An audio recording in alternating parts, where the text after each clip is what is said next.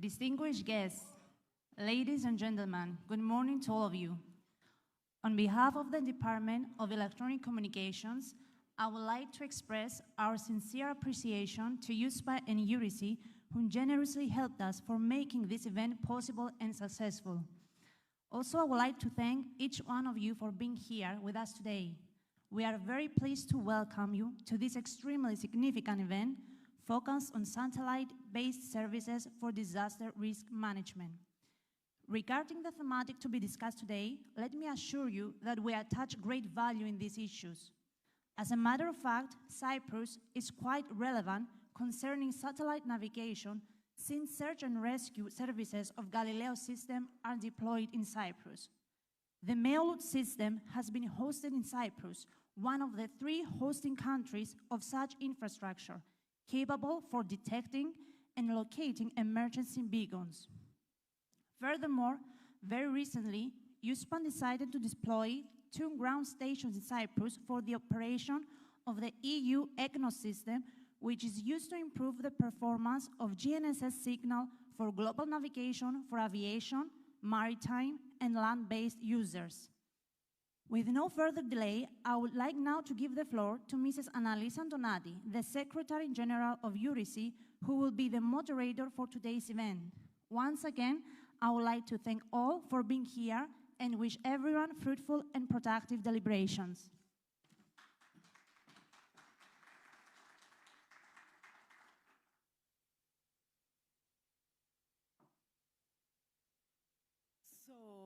Good morning, everybody. Indeed, my name is Annalisa Donati, and before actually starting, I wanted to thank the DEC department, Stelio, Sirini, Konstantinos, and everybody from the local team here. You did an amazing job, an incredible job here today. And I'm really, really happy and proud to address this audience. It's, again, like very, very nice to see this full room, which means that there is a great interest in this kind of topics. And, well, I also have the pleasure to accompany you in today's workshop, presenting the different speakers, and also, like, I will briefly introduce Eurisy, because I wanted you to make sure that you know what we are and what we are doing. So I think I will start with my presentation. Indeed, Eurisy is an association of space agencies. It was established in 1989 by the then Ministry of Science and Education of France and chairman of the European Space Agency Council. Today, we gather 23 among international organizations like EUSPA and ESA and other national space agencies, the one that you can see here. We cover about all Europe and beyond. We have the Turkish Space Agency that is our gateway towards other regions of the world. What do we do? Eurisy, it's basically mandated to bridge the gap between space and society. So what we're doing here today, it's really in our core mandate. And we really want to ensure that the benefit of satellite-based applications are very well known, especially by public administrations. So you can use satellite application for your own benefit and for your own workflows. So we want to make sure that you are able to use them at the fullest. We work following 3 main pillars, let's say. We work as a facilitator to do what we're doing here today, to explore new solutions, to discuss and to exchange best practices between early adopters of satellite-based application. We do work as a matchmaker, so we bring the companies that are commercially developing satellite-based services to the end users communities, and we ensure that there is a stable exchange. And we do work as an advisor, meaning that working with this privileged position with users communities, we bring back the feedback that you have, and actually later you will see I have like a survey for you, and I will ask you to actually tell us more about what do you need in your daily work.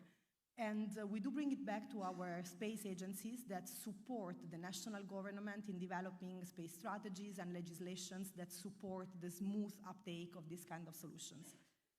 Here I have a little video which I wanted to project also to sort of break a little bit my speech, and that introduced the topic of today. So disaster risk management and critical infrastructures are key for our daily life.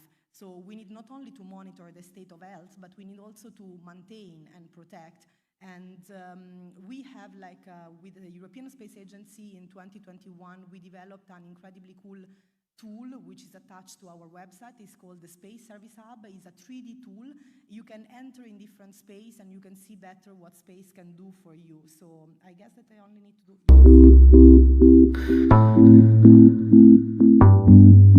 Thousands of infrastructures around the world do not have any monitoring system.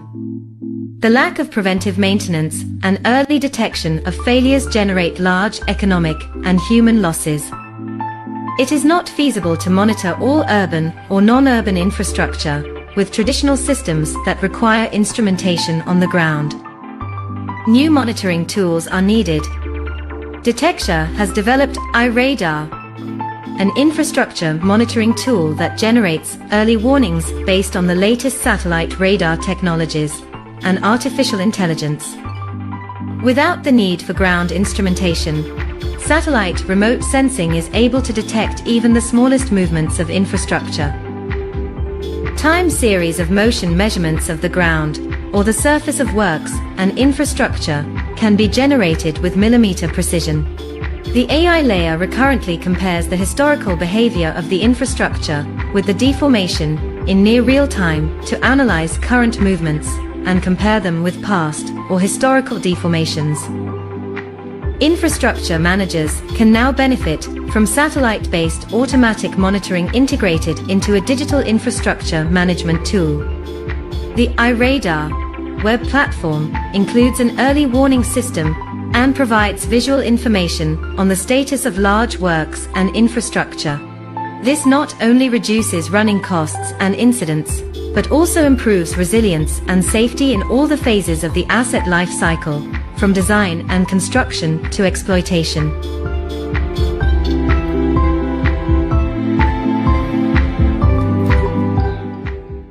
So this was just like a little insight, but I want to go even more in the details. So here again, you can see the human cost of disasters, which is one of the latest reports, which was produced by the UN DRR.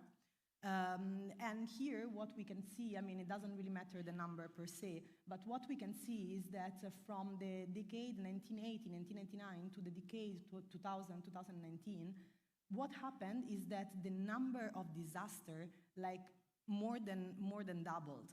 And one of the reasons is for sure that we now have better tools to report about the disasters, which was perhaps not the case like earlier. But in general terms, due also to climate change, the force of the extreme weather events is not only more frequent, but again, more forcious. And what happened is that, as you can see here, what also doubled is the economic loss, is the economic damages that were produced through the different disasters. So this means, and this led the European government to actually understand that there is a need to make not only the response faster, better, but also to really make use of all the different infrastructure and data that we have. And here again, this is actually something which was proposed by the European Commission, and is actually about the different phase of the disaster risk management life cycle. So right now, what happens is that very, very often satellite data are used in the very, very last part of this circle. So when it comes to recovery and response, we are used to actually integrate this kind of information, and we have a couple of our speakers that will talk about the rapid mapping, for instance, tool. But what we want to make sure is that those kind of information are used also in the other different phases, in prevention and preparedness, which makes indeed what we are talking about, the higher resilience and effectiveness of the response. So again, why we are talking about satellite-based application? Because we have an amazing infrastructure out there, and we need to ensure that we use it at its fullest. And the infrastructure is composed by Earth observation, satellite communication, satellite navigation. We will hear more by the colleague of EUSPA today, all the different components of this infrastructure that provide timely services and support all the different phases of the disaster risk management cycle. Here I will go very fast. You have a couple of examples of what we are used today in Europe, and a little bit of what it's already available at global level. So the UN SPY provider, for instance, which is managed by the United Nations Office for Outer Space Affairs, and UNOSAT, which is also providing like services for governmental authorities when it comes to disaster at a cooperative level. Here, I wanted to bring a couple of examples, and we will hear way more today, so I will go again very, very fast. This is the Fire Hub, which is an early warning system developed by the National Observatory of Athens.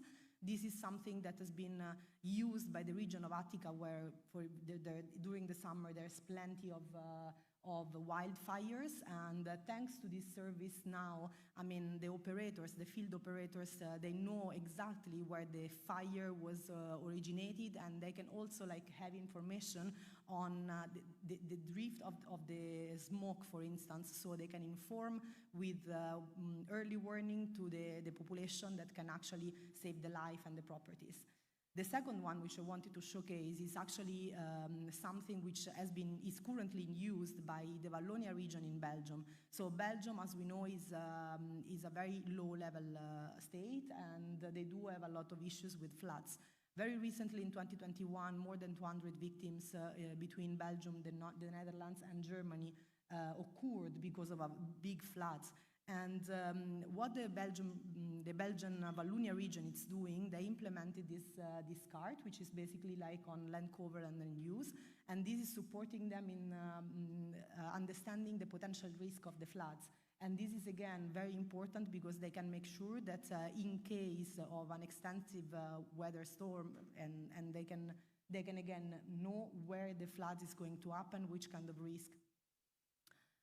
Here again, also, why do we talk today about Copernicus and about this application? Not only because we believe that it's very important for the optimization of your own internal work, but also because there is an incredible market perspective. So the downstream application and space value chain, it's growing at a very, very fast pace. The only thing is that when we talk with the companies that are in the market, being there both established industries and startups, they do tell us that there's still like some obstacles in the full uptake of this kind of information. And these obstacles are mostly coming by the fact that there is not enough awareness on the benefit of this kind of application. So this is what we're doing today here. We are explaining a little bit what it's all about and how you can integrate it for your own benefit. So this is a little bit what I wanted to bring. As I mentioned, like we work with end users communities, so we issued, thanks to our colleagues from DEC, a survey, and because we want to understand from you guys, from the people that are using this kind of data, what do you need more in order to make full use of this? So we had like a very nice sample already of 33 complete answers from Cyprus, and we asked them like, where do you come from? So this is a little bit the example, the information on the sample that we had. So the vast majority of them being public national entities, which is actually what we want to address. And the vast majority of the people that replied are, of course, coming from the environmental protection field. And when we ask them, what would you need more? It's all about high-resolution images, near real-time, and environmental data and statistics. And this is something that you will get here. This is, again, a little bit more about the different services, but of course this will be distributed, and you will have like additional information about this. But something that I want to highlight before closing my presentation, it's about the support. So when it comes to the public administration, they want to have more support in training their staff, in making sure that everybody can use this kind of data. And this is something that the connection that we establish today, we want to support you in doing this. Here again, so here is the QR code of the survey. So I ask everybody that is working in the field, from civil protection to actually local operators, to actually take the survey and tell us more about what do you need. Here you have a little bit of the benefits. So of course, like a lot of them, it's like telling us that you are able to get better information, but also save money and save time, because this kind of solutions will give you the possibility to be more effective in what you're doing and to optimize your internal processes. So this is something that is very important for this kind of operators. Finally, on the challenges, there's technical challenges, clearly. I mean, this is something that it's popping up in all the different discussions, but yet again, here we are to support you also to overcome this kind of challenge. If you want to understand a little bit more on the different best practices, you can go in our website. Here you have all the success stories. They are divided into the different technologies and into different countries. And if you have a story that you want to tell us, don't hesitate to come and let us know what you're doing. So thank you very much again. I hope I provided a little bit of food for thoughts to start this conversation today. And with no further ado, it's to me a great pleasure to actually introduce the next speaker. So the next speaker is actually from the local team here, is Stelio Tsortsis. So please let me know if I pronounce correctly your name.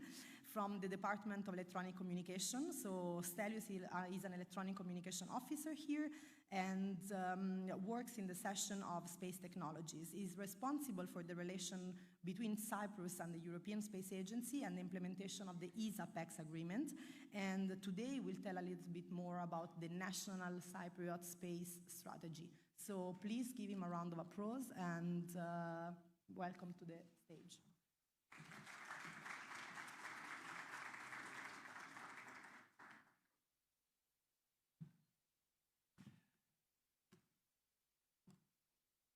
So, good morning.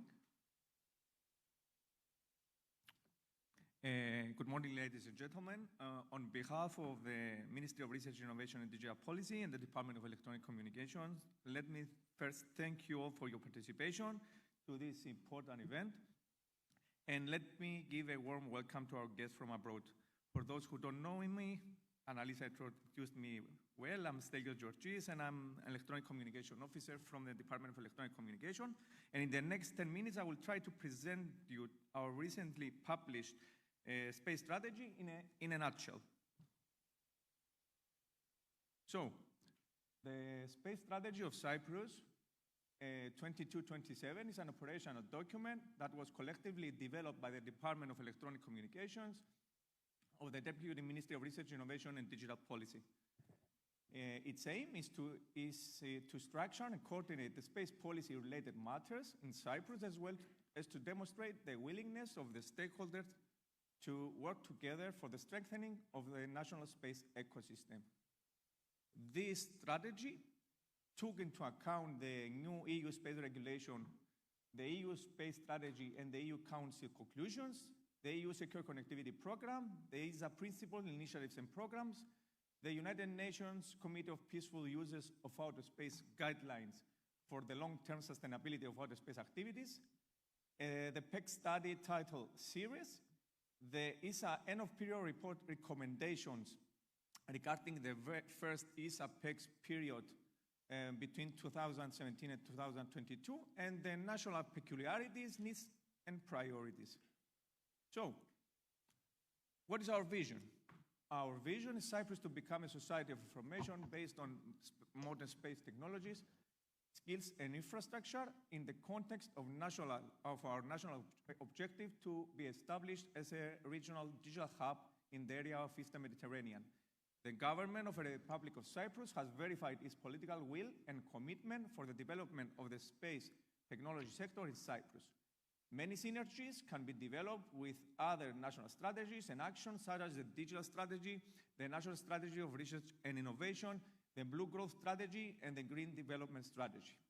Space technologies, data, and services have the potential to help achieve these strategic objectives of diversification from the traditional sectors of our economy, which are tourism, agriculture, and shipping.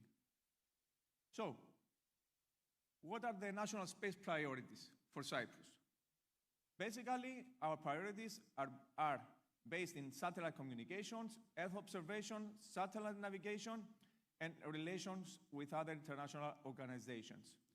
Therefore, in Chapter 5 of this strategy,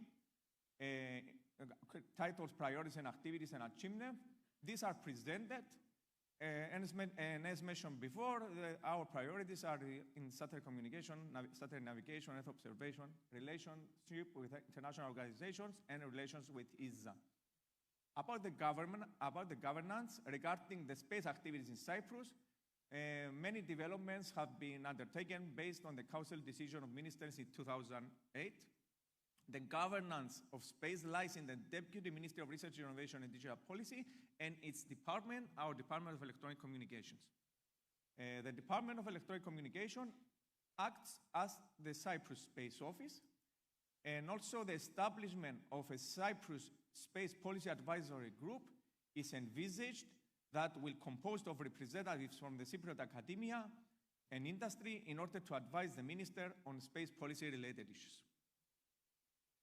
In general, the function of the Cyprus Space Office will be to coordinate the participation of Cyprus in Copernicus, Galileo, EGNOS, GovSatcom, and SSA, SST EU space programs, and to exploit all the opportunities offered, to coordinate the Cypriot delegation with ESA, to work on operational measures, personnel and funds concerning the implementation of this strategy, to implement the Cyprus Space Law, to strengthen the national space ecosystem and to facilitate international cooperation, to increase awareness and inspiration regarding space, and finally, to support the inclusion of space-related courses and education in Cyprus education system.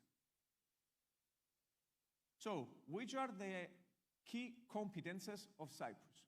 The key existing competences, as identified in the recently ESA end-of-period report, are in materials, specifically in CFRP, carbon fiber reinforced polymers, and in electrical and electronic equipment that fall in the category of hardware, in electromagnetic measurements, in Earth space, Earth communication links, and in Earth observation data exploitation, like ground movement, weather forecasting, water and agriculture, which this category falls in software applications.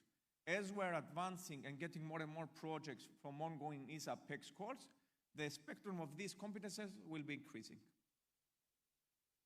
So, let's talk about the pillars, goals, and next steps regarding our strategy. The Deputy Ministry of Research, Innovation and Digital Policy considered the accession of Cyprus to the ESA and participation in all EU space programs as an urgent and paramount need. Space has an important role through the use of data, services, and application, and offers in many different sectors, such as mobility, connectivity, agriculture, climate, tourism and health, energy management, humanitarian aid, environmental monitoring, maritime, urban development, cultural heritage, and energy and finance. As you all know, space is an enabler tool that contributes to the monitoring and mitigation of measures increasing society's resilience and capacity to recover from crisis. This strategy addresses 8 major pillars that have to be exploited in order for Cyprus to become a spacefaring nation. These pillars are shown in this slide. Pillar 1 concerns education, skills, and awareness. Pillar 2 concerns entering the space supply chain international impact. Pillar 3 researches and deals about research and product commercialization. Pillar 4 concerns governmental services for national security and socioeconomic sustainability. Pillar 5 deals with our ESA associate membership plans. Pillar 6 deals with satellite communication. Pillar 7 about astronomy, and Pillar 8, forgive me for the typo, about Earth observation. For each pillar, a clear set of action is presented in the 136 pages document, which you can download and read by your own if you want from our website. So, how we implement this strategy? For the purpose of the implementation of this strategy, an executive overview was created and presented in Annex 3 of the document. The overview encapsulates the strategy, the actions and initiatives, the timeline, the ownership, the stakeholders mapping, the resources, the dependencies, etc., based on the SMART model, which stands for specific, measurable, achievable, resources, and time-bound. And detailed action plan will be prepared based on this overview. And to conclude, for the implementation of this strategy, we need to find the appropriate funding, and this will be mainly funded from the following sources.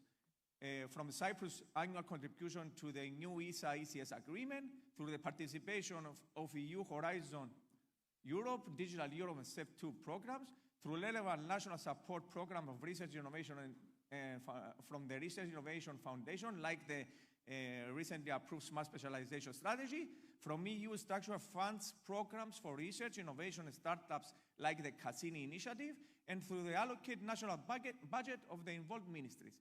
This action plan is based on this strategy and will include all the allocated available funding. Thank you very much for your attention, and I hope you gather all the information today from this event, which will be very valuable for your agency, for your companies. Thank you very much.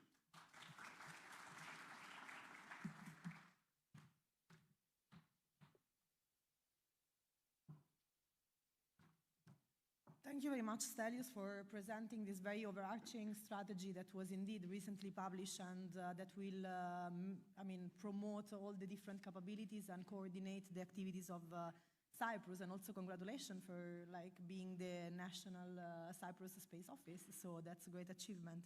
I hope we can accompany you still in the growing of the ecosystem and the activities that you're doing in Cyprus. So again, without further ado, I will introduce the next speaker. So we wanted to bring a little bit of the European perspective on the European capabilities. So here with us, connected remotely, we have Mr. Peter Spruit. Sorry, again, I apologize for the pronunciation, from the Joint Research Center of the European Commission. So Peter is part indeed of the JRC team, which implements the Copernicus Emergency Management Service on behalf of the European Commission. He's leading a team that is responsible for implementing the Copernicus mapping risk and recovery component. So I will give to Peter the floor to present a little bit the capability and what the Copernicus Emergency Management can do. Peter, the floor is yours. Okay, hello, I hope you all hear me. And very well. That you see my presentation. Is it fine? Yes. Okay, good. So I can start. So good morning, and thank you for the invitation and allow me to present the Copernicus Emergency Management Service, and more specifically its mapping component. So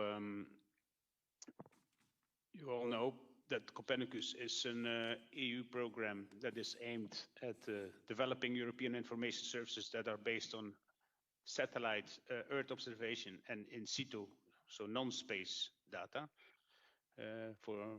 To dig into that a bit deeper, if we talk about satellite Earth observation, it's not only about the Sentinels that we are using, but we can also use the contributing missions, which are basically the commercial satellites going from VHR-1 to broader resolutions, both optical and radar. And now recently I have introduced also complementary to satellite imagery for smaller areas, drones, mapping drones, and planes to acquire LIDAR and 10 to 20 centimeter RGB imagery or near infrared.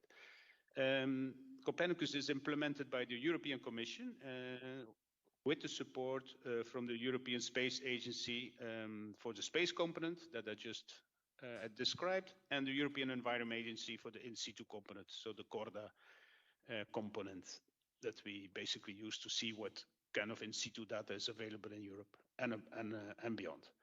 Now, the objective of Copernicus is both to monitor and forecast the state of the environment on land, sea, and in the atmosphere. So you see here these 6 services that are part of the Copernicus. And what we are working on is the emergency part. Also important to mention that Copernicus is a user-driven program, and the information services provided are available to the users, which are most public authorities, on a full, open, and free of charge base. Now, a bit more into detail now about Copernicus Emergency Management Service. So we are operational since 2012. So operational, that means that we work 24/7, our service providers obviously, and we coordinate and manage it on technical and scientific point of view. And we address all phases of the disaster management cycle, so from preparedness, response to recovery and prevention. So it is clear that the Copernicus Emergency Management Service mapping is not only the rapid mapping, as previously was said, but we cover basically the complete cycle. So for preparedness, we can do forecasts, multi-risk hazard assessments, prevention, risk assessment and reductions, and response. That's basically the rapid mapping part. And we can do also recovery, so the post-disaster recovery analysis. Now, we are obviously complementary to national efforts, so it's also very welcome for us to coordinate and work together with the national entities, so the civil protection units and beyond. And the input, I would say, the political assessment of the activations, that's done by the DG ECHO, so the Emergency Response and Coordination Center. So it's jointly coordinated by 3 commission DGs, which is DAFIS for the overall governance, and then it's the GRC, the Joint Research Center of the European Commission, for the implementation, the technical coordination and so forth, and then DG ECHO for the operational coordination. Now, as I said before, emergency management service is not about rapid mapping. You see the mapping component on the left, which is the rapid mapping and the risk and recovery mapping. But we do also in the umbrella of Copernicus Emergency Management Service early warning and monitoring, so on floods, fires and droughts.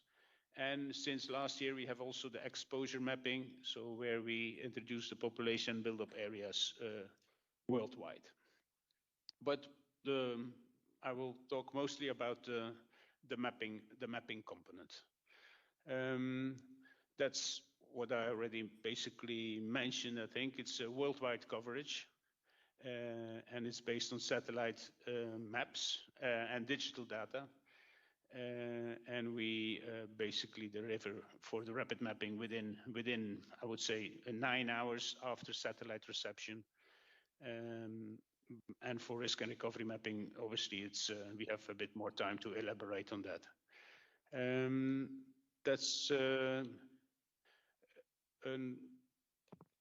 So you can see here our activations in 2022 and 2023. And you can basically observe that we are a service that works globally. So our main focal points for activating are the member states, but we can also be activated by UN World Food Programme and EU delegations. So currently, so as we speak, we are active in several countries for flood delineation now currently in Italy, Uganda and Mozambique, and for the monitoring of damages caused by forest fires.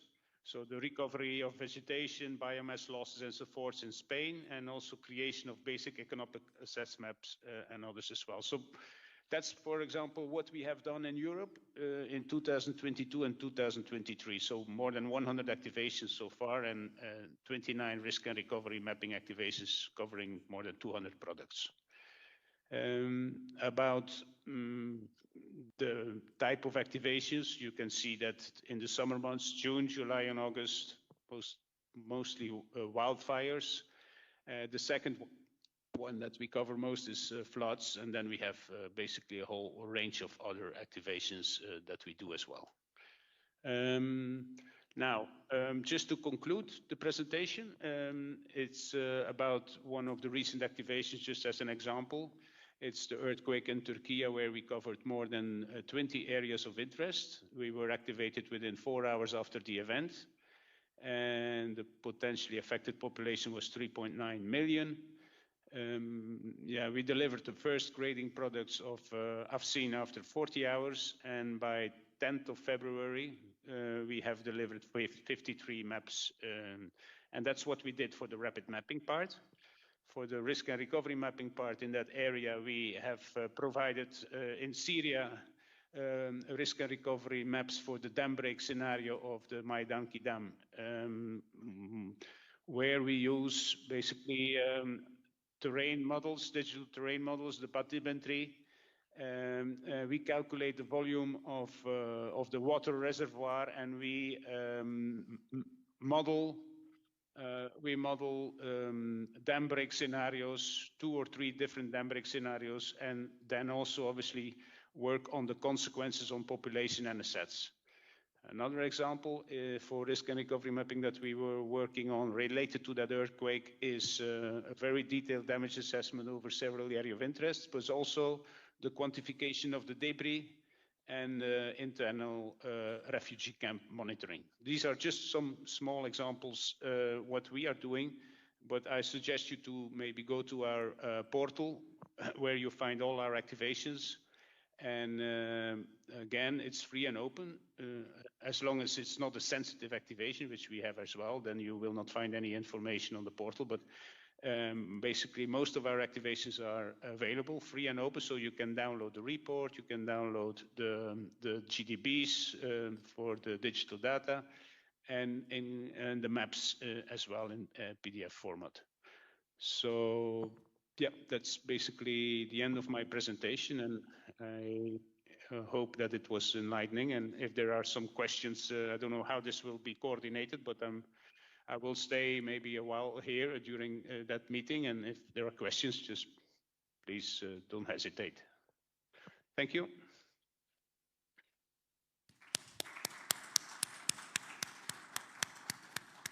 Thank you very much, Peter, for the presentation. Indeed, it was very insightful. And perhaps before moving to the next speaker, I want you to tell us just a couple of words on the activation itself. So you mentioned that the services, the different services from the Copernicus Emergency Management System can be activated, but by who? Which are the authorized authorities that can indeed activate the service? Now, we have two types of users, which are the authorized users. So these are our member states. So each member state has a focal point. The focal point in Cyprus is Kyriakos Georgiou from the Civil Defense Headquarters, the Ministry of Interior. That's basically the focal point, and obviously also end users or maybe local entities, they can cover or they can activate as well, but it all has to go through the focal point, which then sends the service request form to ERCC, and we just start working. I have checked a bit since 2012, Cyprus has never activated the service, while they are obviously entitled to.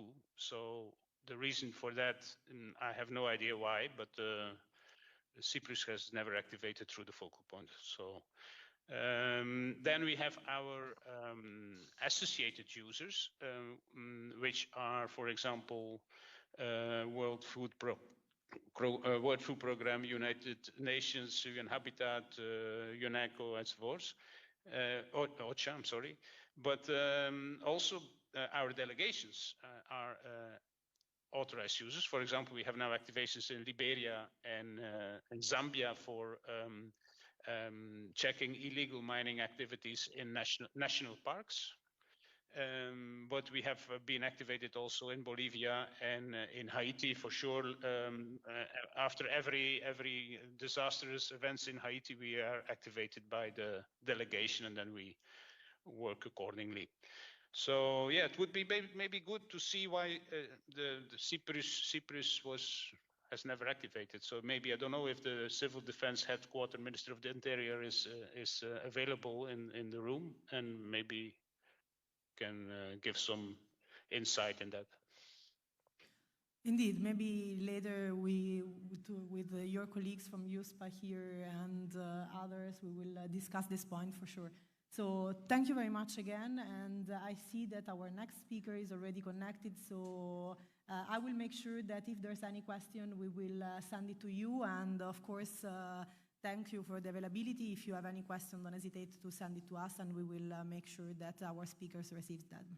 So I will move forward to our next speaker, who is Mr. Demetrios Pyrrhos from the European Emergency Number Association. So we move from Earth observation to GNSS data, and we see how different satellite applications can provide different services. So Demetrios is currently the president of ENA, the European Emergency Number Association, but also the director of medical services of the National Center of Emergency Care in Greece. And he has been repeatedly honored by several governments from his medical intervention during disasters, such as in Armenia in 1988, in Afghanistan, in Turkey, and so on. So again, without further ado, Demetrios, are you connected? Can you hear us? Yes, I am. Good morning. I hope you can hear me. We can hear you. Thank you. Thank you very much for the invitation. I will start my presentation immediately. Yes, please. And I can skip a couple of slides because you presented who I am. So what is ENA? ENA, the European Emergency Number Association, is a discussion platform for best practices sharing for 112, the European emergency number, emergency services in general, public authorities, researchers, solution providers, and all other actors of the public safety sector. And we started in 1999 because the implementation of 112 was not what we wanted and what the law, the European law, was saying. So our mission is to improve the safety and security of the people, and our question that we try to continuously answer is how can citizens get the best help possible if they find themselves in an emergency. And one of the products that we're very proud of introducing to the world, I might say, is the advanced mobile location. And I'll let you know what this is right now. So the problem was, how do we locate somebody in case of emergency? Why is that a problem? Well, it is a problem because when the people are calling emergency services, they might not be able to describe their location. Why is that? Because they might be in an unfamiliar area. They might be in a psychological shock. They might not know the name of the street, or the street name might not be clearly visible. They might be on the countryside, in the mountains, there are no reference points, but also language issues. These are actual names of streets. Callers don't want to give their location because they're not actually involved. They're just bystanders. They don't want to give their location. The call is dropping, or the caller is a child, is a minor. So how do we solve the problem of locating where the emergency call is from? Before AML, the accuracy of location information provided could be from 2 kilometers to 30 kilometers in the mountains. And just a statistic, in 2015 in the United Kingdom, about 36,000 incidents involved searches of 30 minutes plus because a mobile caller is unable to give location. What I told you before about the accuracy from 2 kilometers up to 30 kilometers might take up to 30 minutes to locate with the old way of geolocation. So what was the solution? The solution was advanced mobile location, which was introduced by ENA to the world. And the advanced mobile location is automatically activated when an emergency call is placed. Now, let me be very clear. Advanced mobile location is not an application. Advanced mobile location is a code embedded in the operating system of your mobile phone, either Android or Apple. I want to repeat that. Advanced mobile location is not an app. It's part of the operating system, either Google or Apple.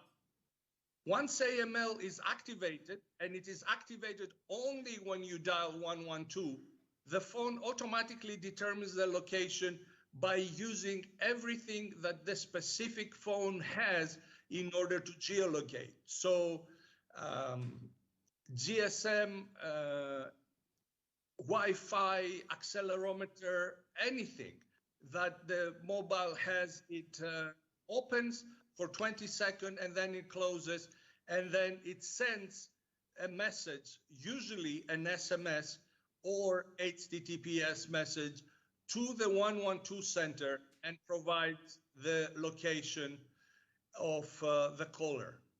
Please know that it is automated, no action is required from the caller, and the caller doesn't even have a say in that, because it is dialed, because he has dialed 112, he has given permission, if you like, to activate the geolocation of the mobile phone.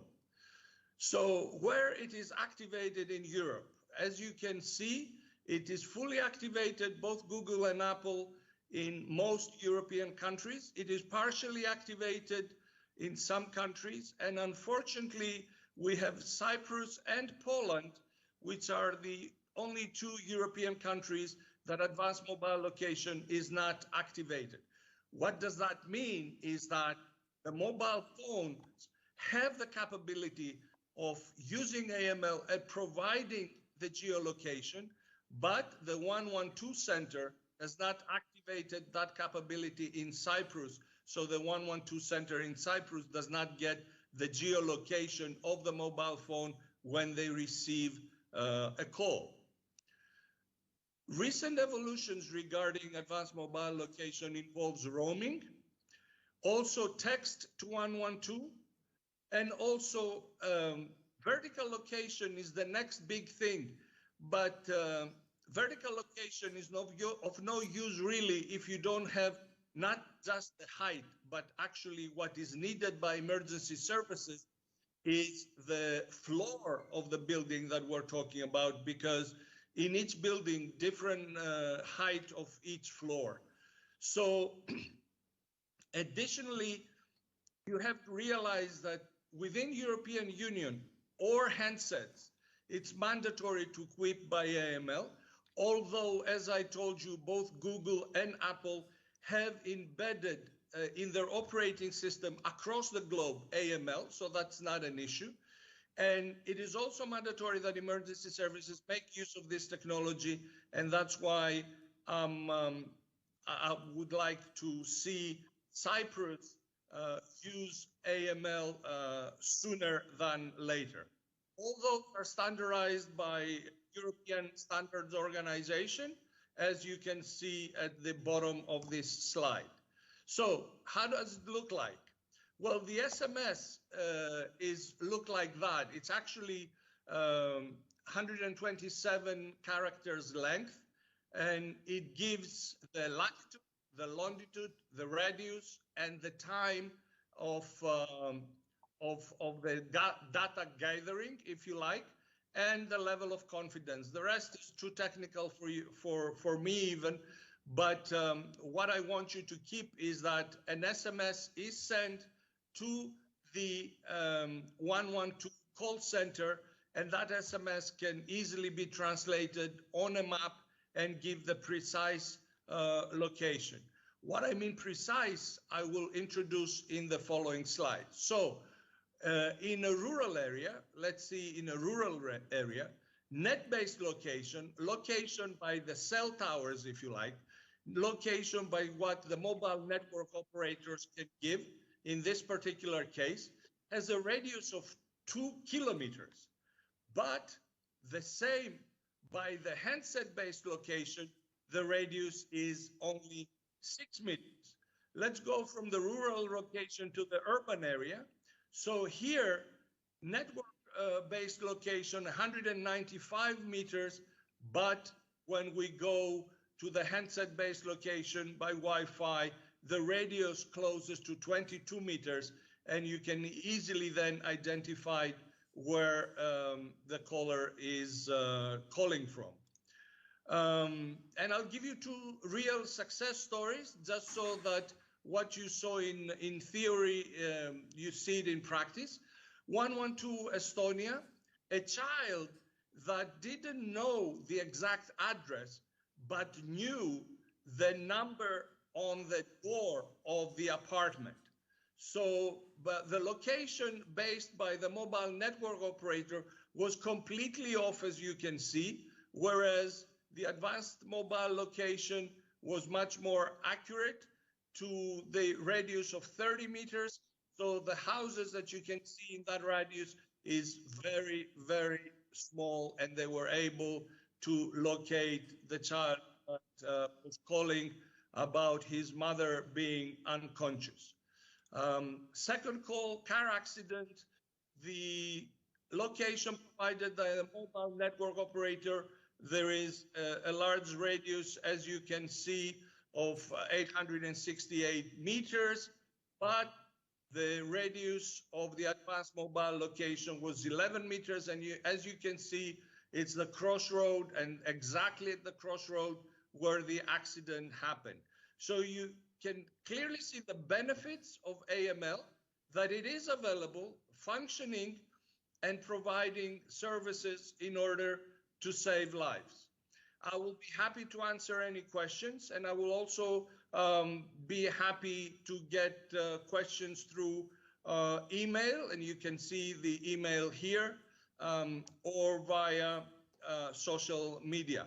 Thank you very much for inviting me, and I'm here to answer a question if there is a need for that. Thanks again. Thank you. Well, Demetri, I just have one very easy question. So what does Cyprus needs to do in order to access to the AML? Well, the 112 call center is fully aware of the things that needs to be done. As INA, we are happy to provide expertise in connecting with Google and Apple if there is a need. Otherwise, it's really a straightforward procedure for technology personnel that staffs the 112 call center in Cyprus. Thank you very much. So again, thank you. Thank you. So I guess that now we move to the next speaker of our first keynotes presentation that we have here, and we will address another different component of all the infrastructure, again, from Earth observation, GNSS, and now we go to SATCOM. So we have Mr. Yorgos Sinefakis from the European Union Agency for the Space Program, EUSPA, and Yorgos holds the post of GovSatcom Program Manager at the European Union Agency for the Space Program, and is responsible for the management of the GovSatcom component at the EU Space Program. So I will leave the floor to you, and thank you very much for being with us. Thank you very much, Annalisa. Καλημέρα κυρίες και κύριοι, σας ευχαριστώ για την πρόσκληση. Πάντα είναι ιδιαίτερη χαρά και ευχαρίστηση να βρίσκομαι στην Κύπρο μαζί σας και να συζητάμε διάφορα ενδιαφέροντα πράγματα. So switching back to English, we'll discuss about the GovSatcom component of the EU Space Program. Actually, the EU Space Program has a lot of components. All of them are dealing with situations that have been considered critical from aspects of disaster, either prevention or mitigation or management of disasters. The main things that we want to know before or during a disaster is where we are, how we can communicate with the area, and what is around us. So actually, Copernicus, which has been presented, GovSatcom for communication, Copernicus for what is around me, GovSatcom, how I can communicate, and Galileo and EGNOS, where exactly am I and where are the people that I'm searching for, are the components of the space program that help all disaster management efforts. So in EUSPA, we have a very long tradition in the PNT, positioning, navigation, timing. You all know Galileo and EGNOS, or I guess you should know. And now we are becoming more and more active in the communication area with the GovSatcom component of the EU space program. So why do we need these space-based services? Why do we prefer them in relation to terrestrial services? Because of their availability, their resilience, their stability, and high accuracy. Space-based infrastructure are in place even when a major disaster has happened on the Earth. So this is a reason that they are somehow immune to to the disasters that we face here on the surface of Earth. So, coming to the satellite communication, why do they fit the governmental needs, especially for disaster management? Three are the main reasons. There are a lot of them, but three are the main. Their high availability, their resilience, and they're very easy to set up. What do we mean by say high availability and resilience? They are in place even when all the terrestrial telecommunication networks have collapsed or they are malfunctioning due to overloading, because actually the terrestrial networks are designed for overbooking, and in case everyone picks up the phone, it just collapses. This is usual. And also it's very easy to set up. You just have an antenna towards the satellite, and then the terminal is registered and you can connect to the internet or to other telecommunications networks. This is much, much easier than trying to establish a telecommunication link in an area which has been struck by disaster and everything has been destroyed. The base stations, the fibers have been cut, things like that. So for GovSatcom, three main use case families have been identified so far from the space regulation. The first family of use cases is related to crisis management. This is exactly the core of what we're discussing here today. The second one is surveillance, which is more or less also related to disaster, maybe not mitigation in this case, but prevention. And for sure, the key infrastructure family of use cases are surely related with the prevention of disasters. Because when you can when you can monitor and actually communicate with key infrastructures, you avoid disasters or accidents. Now, what is the GovSatcom component of the EU Space Program? In a nutshell, just to be very clear, it's pooling and sharing existing satellite capacities and services. So there are many satellite systems today in Europe, some of them commercial, some of them governmental, and the users are picking specific satellites to have services from them. But there's cases where from some satellites you have overbooking or you have lack of capacity, and some other satellites are having capacity. So you need to switch to use another satellite system. So GovSatcom is the solution to this, to provide a platform for governmental users to select satellite services from different sources.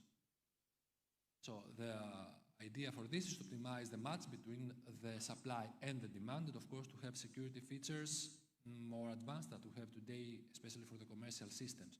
Also, it will be possible for the governmental users to select SATCOM services from other governmental systems of European nations, something which is not available today or tomorrow in the commercial market.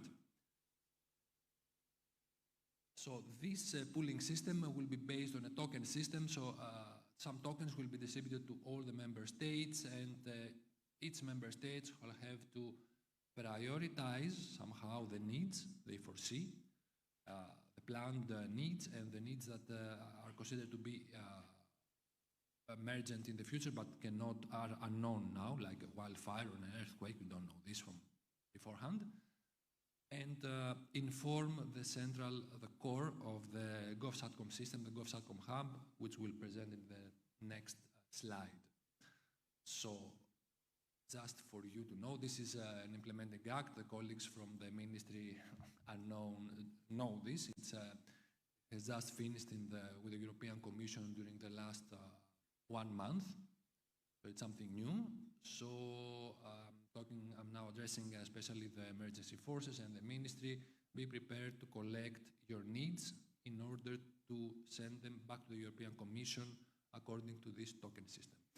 So, three categories of SATCOM resource services will be pooled and shared. The first one is raw capacity service, just megahertz on a transponder in a satellite. The second one is anchored capacity service, transponder capacity, plus some infrastructure on the ground. When by saying infrastructure, in this case, we mean a ground station.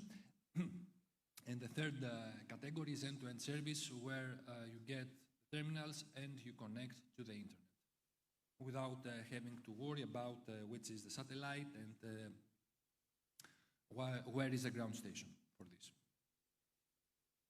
Now, the core component, the core element of GovSatcom is the GovSatcom hubs, which links the users with the resource providers, meaning the satellite operators and service providers.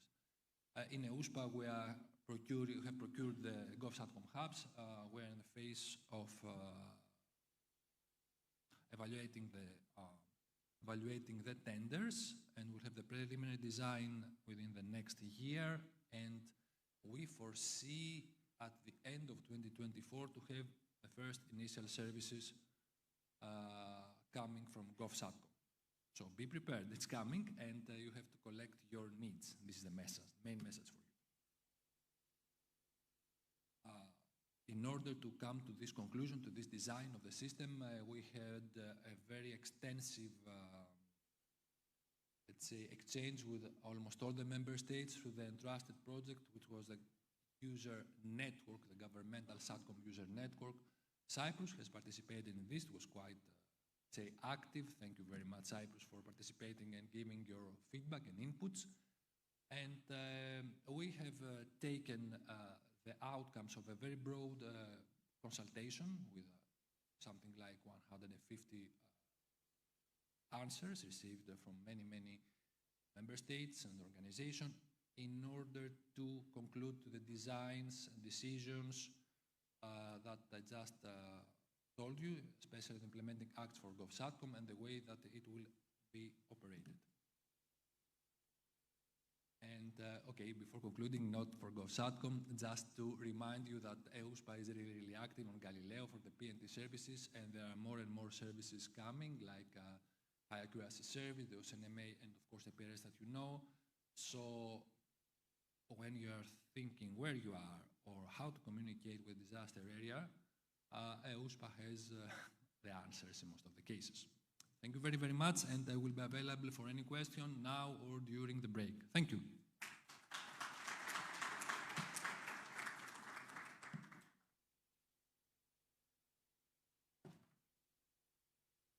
Thank you very much, Yorgos, indeed. And I guess that we will hear way more of the EUSpace program later from your executive director that will join us. So now we have 10 minutes break, so I will not ask any question because I will give you the chance to actually interact with Yorgos and everybody else during the coffee break. We see each other in 10 minutes from now. Thank you very much.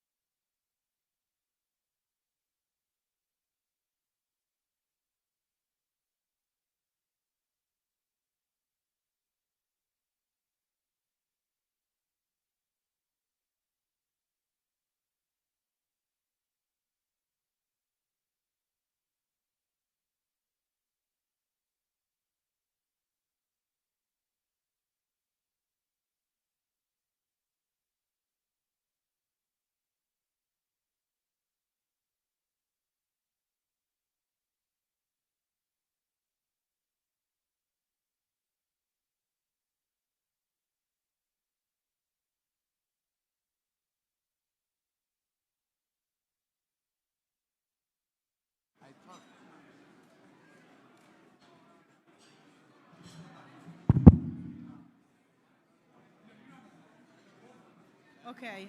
Okay, so I invite everybody to sit, to take their place, and we will start back. So you will have additional time to actually discuss the topics that we addressed today. But with no further ado, also for time constraints, I believe we will need to start again. So we will start back by welcoming Mr. Kyriakos Themistokleous, and from the Eratosthenes Center of Excellence of the Cyprus University of Technology. So Kyriakos is Director of the External Affairs and Business Development of the Eratosthenes Center of Excellence and the Project Manager of the Horizon 2020 Teaming Excelsior for establishing a Center of Excellence in Earth Surveillance and Space-Based Monitoring of the Environment. He has been appointed as the national representative for Cyprus for the Copernicus User Forum and the Copernicus Committee. So he will tell us a little bit more about all those activities and Cyprus' capabilities in Earth observation. Kyriakos, the floor is yours. Thank you very much.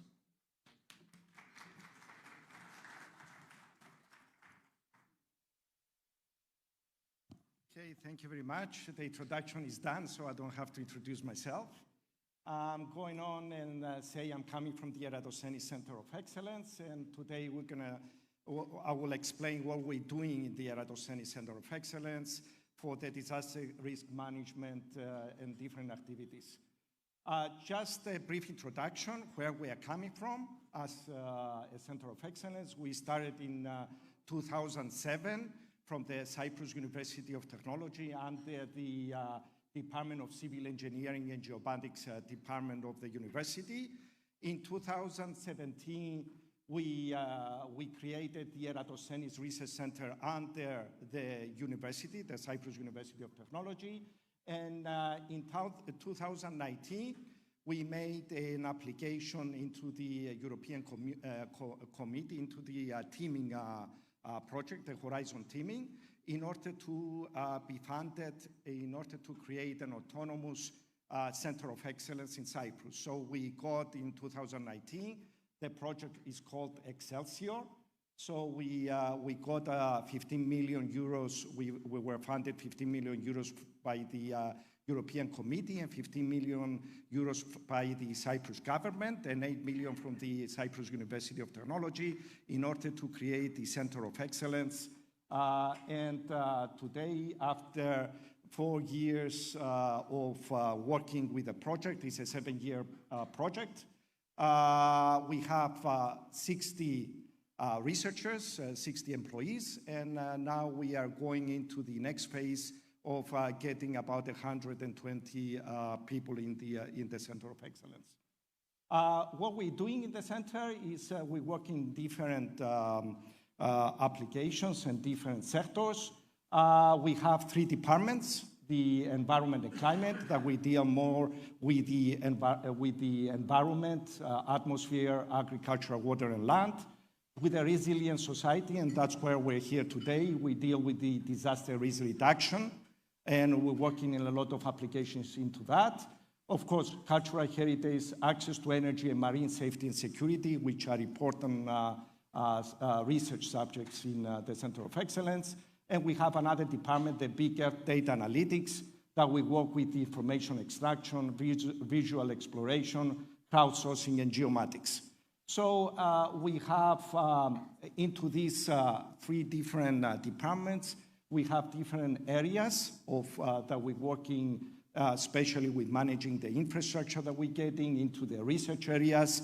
Education, this is something that we're working with the parallel with the Cyprus University of Technology in order to provide masters and PhDs, and also skills development, creating a skills development center in order to provide for the community training. And the entrepreneurship program that we have, now we're creating an incubation center, and we're trying to get that knowledge of research back to creating startups, spin-offs, and so on. So this is what we do. We have one of the major pillars is the disaster risk reduction that we'll see today.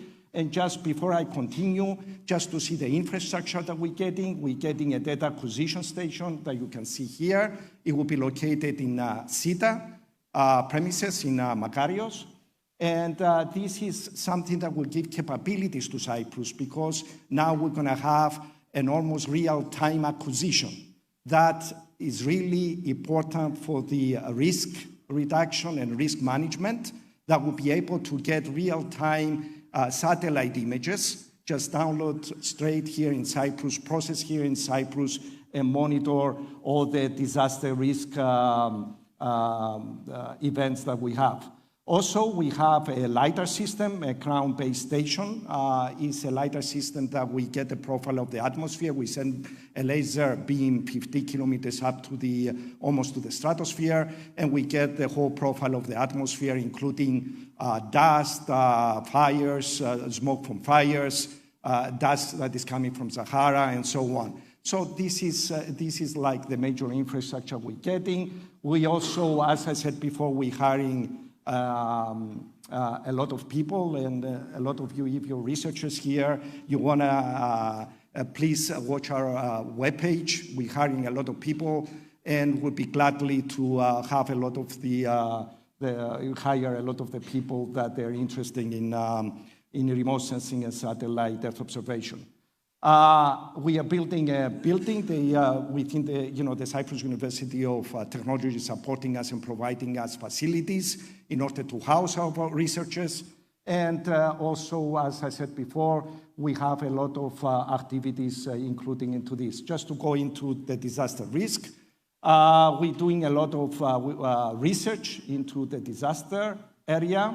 We're doing systematic monitoring and geohazard, forest fires, burn area mapping, soil erosion, soil degradation, floods monitoring, epidemics and health, impact assessment, disaster management, early warning systems, and decision support systems. So we have a gamma of different research areas. We have a lot of projects. We just got through the Horizon, twinning area, the AI Observer. Is a project that will give us the abilities to apply artificial intelligence for the disaster risk area.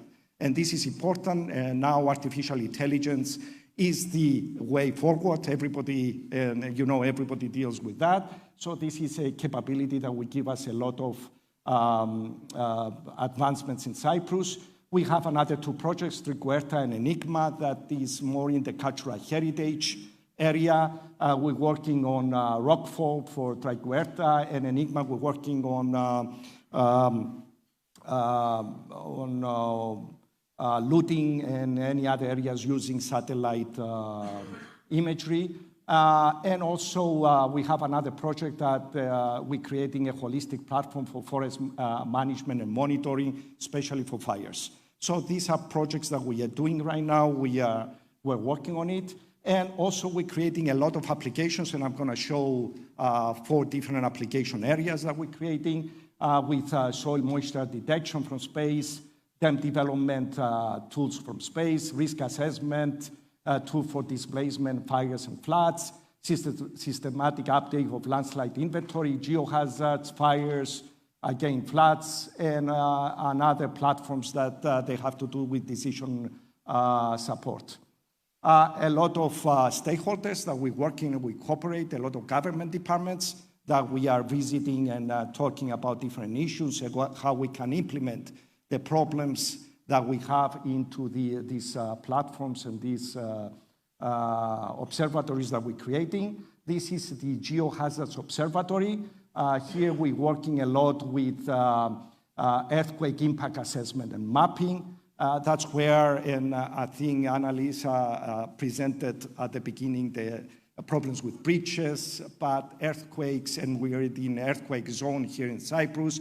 There are a lot of problems that we have to use technologies like with SAR, with radar images in order to get a millimeter accuracy and looking at the different movements micro movements that we have in the areas. Here you can see some of the images from the Paphos area in Cyprus.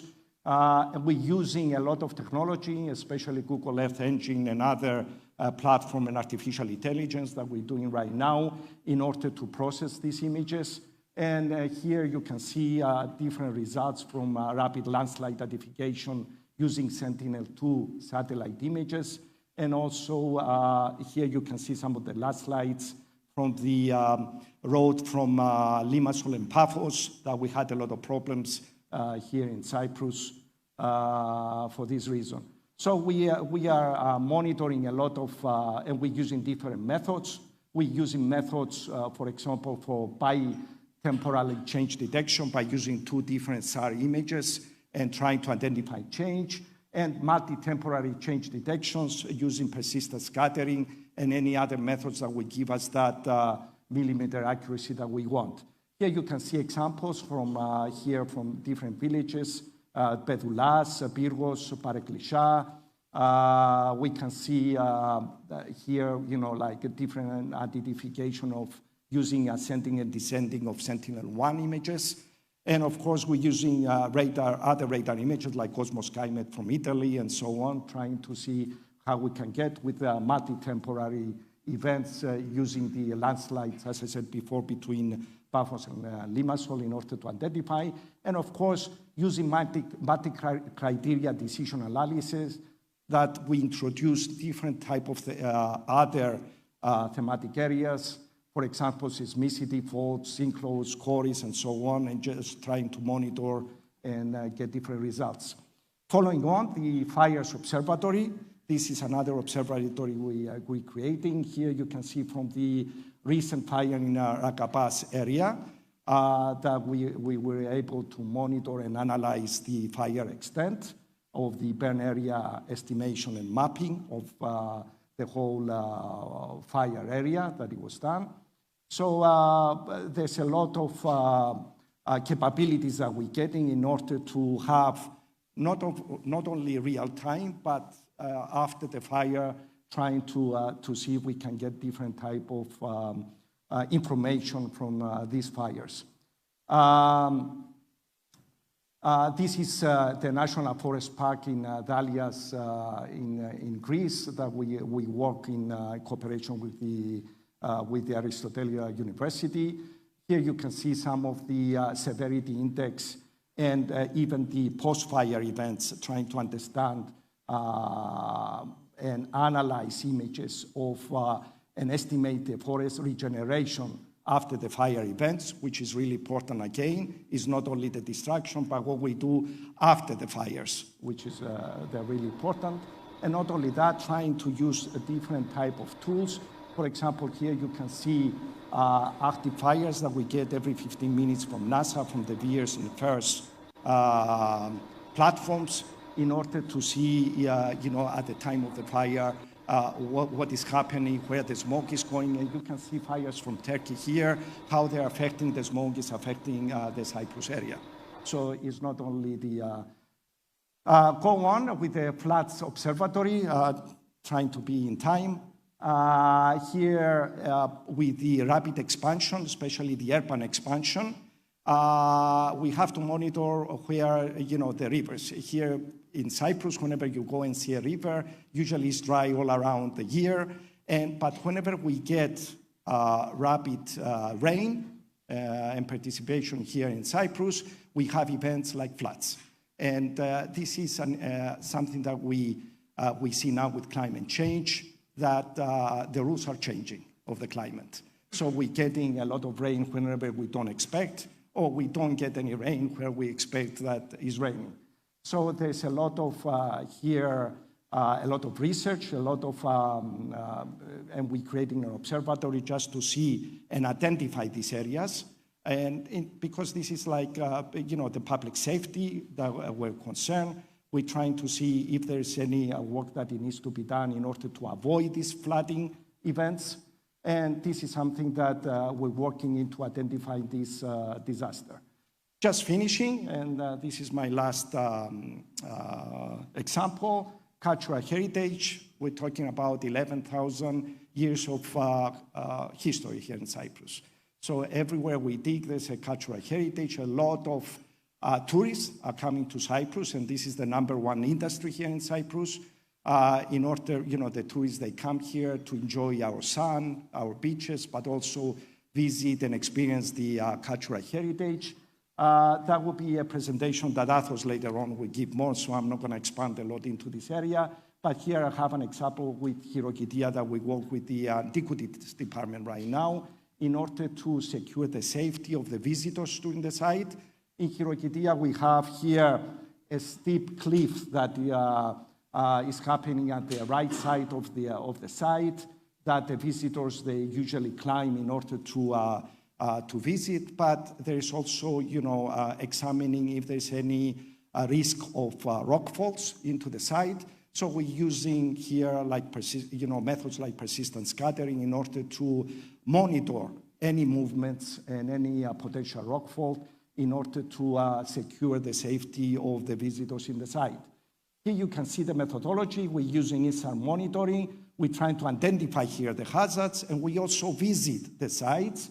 We're using methods like with drones, laser scanning, and so on in order to see all these movements. So we're doing a lot of data acquisition, a lot of data processing, a lot of data modeling, and also we're trying to manage all this data in order to get results and do mitigation actions. So this is really important, that we do, especially in the area of cultural heritage.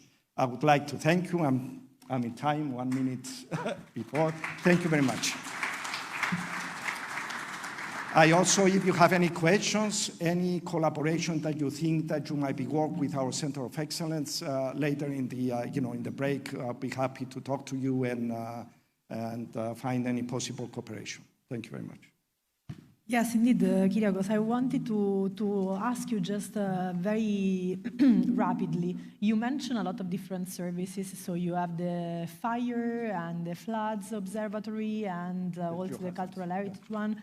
So how do you interact with national users here on the territory? Like, do you have any sort of open channel in order to distribute images, in order to provide information, or this is not yet the case? We have a lot of events that we're doing. We're really good into public dissemination. And we have a lot of events. We recently had a conference that we invited all the stakeholders, and also we invited researchers from around the world in order to present the state-of-the-art activities that are going on now in Earth observation. But also we go and visit the stakeholders. We go visit different government departments. We are open. We usually publish in newspapers, TV, radio, and so on in order to get that exposure that the public needs and the awareness also in order to start using these tools whenever we get them available. And also having, trying to collect the problems. The problems are really important because you can't create tools like this if you're not aware of the problems that they exist. Indeed, like co-creation and co-design methodologies are very Exactly. key when we talk about satellite Earth observation, but also other kind of applications. So indeed, we invite everybody that is in the room today that are working indeed in the field to actually, go and talk with Kyriakos here and all our speakers afterwards to better understand how you can use those kind of information. So thank you very much. And we move to the next speaker that indeed goes on specifying certain kind of national capabilities here in Cyprus. So I will ask to Chris Danezis from the Cyprus University of Technology to come here on the stage. So Chris is actually an associate professor of geodesy at the Cyprus University of Technology, the Department of Civil Engineering and Geomatics. Is the director of the Laboratory of Geodesy and the coordinator of the Cyclops, the Cyprus continuously operating natural hazard monitoring and prevention system for strategic research infrastructure units. So, Chris, the floor is yours. Thank you very much. Thank you very much. Good morning, everybody. My name is Chris. I'm an associate professor of geodesy at the Cyprus University of Technology Department of Civil Engineering and Geomatics. And my presentation today will report the latest developments on Cyclops. So, what is Cyclops? Cyclops is a strategic research infrastructure unit co-funded by the European Union and the Republic of Cyprus with €1 million, with main objectives to promote the study of solid earth processes and geohazards in Cyprus and the broader MENA region, establish a novel calibration and validation site to further promote and enhance the use of current and future Earth observation satellite missions, augment the existing geodetic and geophysical infrastructure, and in any case, support and promote critical geodetic and space initiatives. We're two main partners in this, us, Cyprus University of Technology and Eratosthenes, and the German Aerospace Center, DLR, and we hold the support of critical national stakeholders and European strategic research infrastructures, such as the European Plate Observing System, EPOS. Now, Cyprus exhibits a significant seismic risk and an intense seismic activity. Furthermore, we have landslides, severe ones, that have already impacted gravely the national safety and economy. So, current infrastructure for monitoring natural hazards is limited to mostly conventional equipment. Specifically in Cyprus, there are two national GNSS networks that provide real-time positioning services addressed mainly to surveyors and are comprised of Tier 3 stations, meaning GNSS stations, meaning they're not suitable for deformation monitoring activities. Now, Cyclops utilizes the two most prominent Earth observation technologies, global navigation satellite systems and space-based synthetic aperture radars. GNSS provide us with millimeter-level deformation, displacement and velocity and ground motion velocity information referring at a single point on the physical surface, whereas SAR provides centimeter to millimeter level deformation products with a higher resolution, but limited to the east-west direction and the vertical component. Now, the concept behind Cyclops was to bridge these two technologies by having them work together in a co-located fashion. This is carried out actually by means of Tier 1, or Class A as we call them in the GNSS language, GNSS permanent stations, and specifically designed structures called corner reflectors, which are mainly highly backscattering targets for radars. GNSS may assist SAR by providing very critical atmospheric and geodynamic information to correct its measured ranges actually, yielding in this way a service which will provide deformation products, very reliable deformation products on a continuous basis. Cyclops is formed by two main components, a multi-parametric network of sensors, abbreviated MPN, and the operation center. The MPN is formed again by two segments, the permanent segment and the mobile segment. The permanent segment is comprised by a co-location of Class A GNSS permanent stations, precise weather stations, tilt meters, and an array of corner reflectors.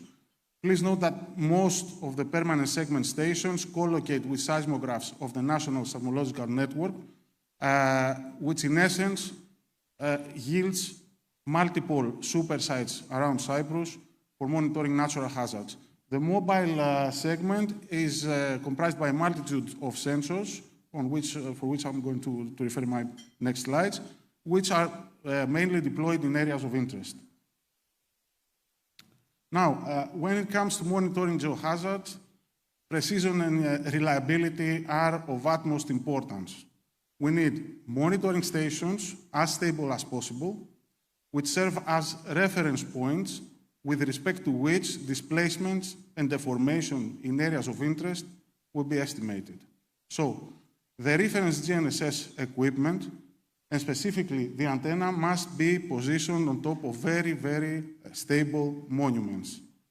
UNAVCO, a consortium formed by the United States National Science Foundation, NASA, and other world-renowned organizations and institutes, have classified the stability of GNSS monumentation into high stability, as the quadboard you see on the far left, medium to high, and medium stability as the station you see here.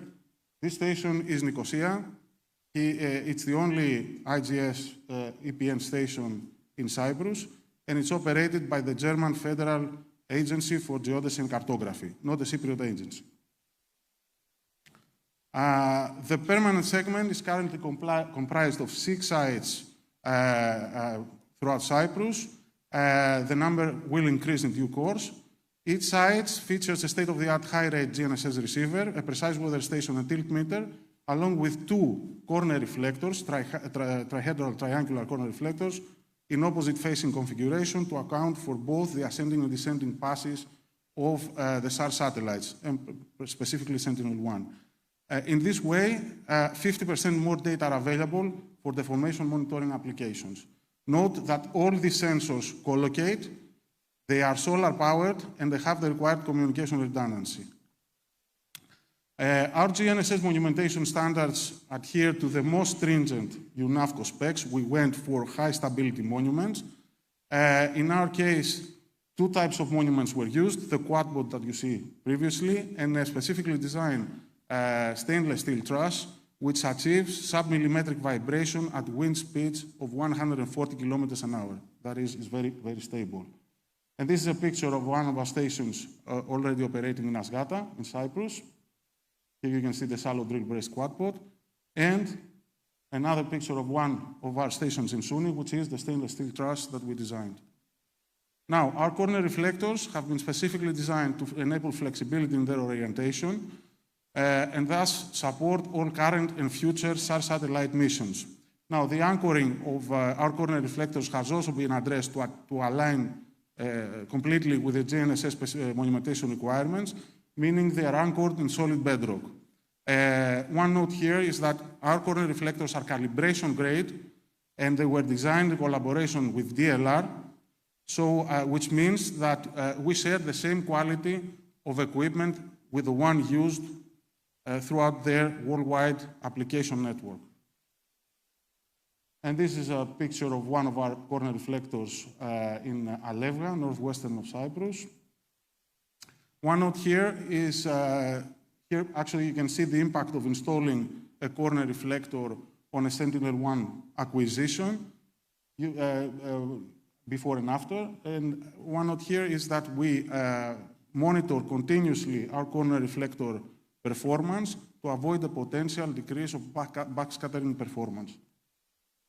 The location of the Cyclops stations can be seen as red triangle in this map, along with the reference stations of the 2 national GNSS networks. As you see, they augment nicely the existing geodetic infrastructure. And the determination of the exact location of the GNSS sensors and the SAR corner reflectors was not a trivial task. It was carried out using a semi-automatic GIS-based multi-criteria methodology developed by the Laboratory of Geodesy, taking into account a multitude of parameters, such as the underlying geology, the slope and the orientation of the area, critical radar parameters, and so on. Our initial validation results proved very successful, and this methodology actually was published in the open access journal Remote Sensing, for those of you who wish to receive more details on this process. So coming to the mobile segment, is comprised by 5 GNSS receivers and antennas, weather stations and tilt meters of the same grade as in the permanent segment.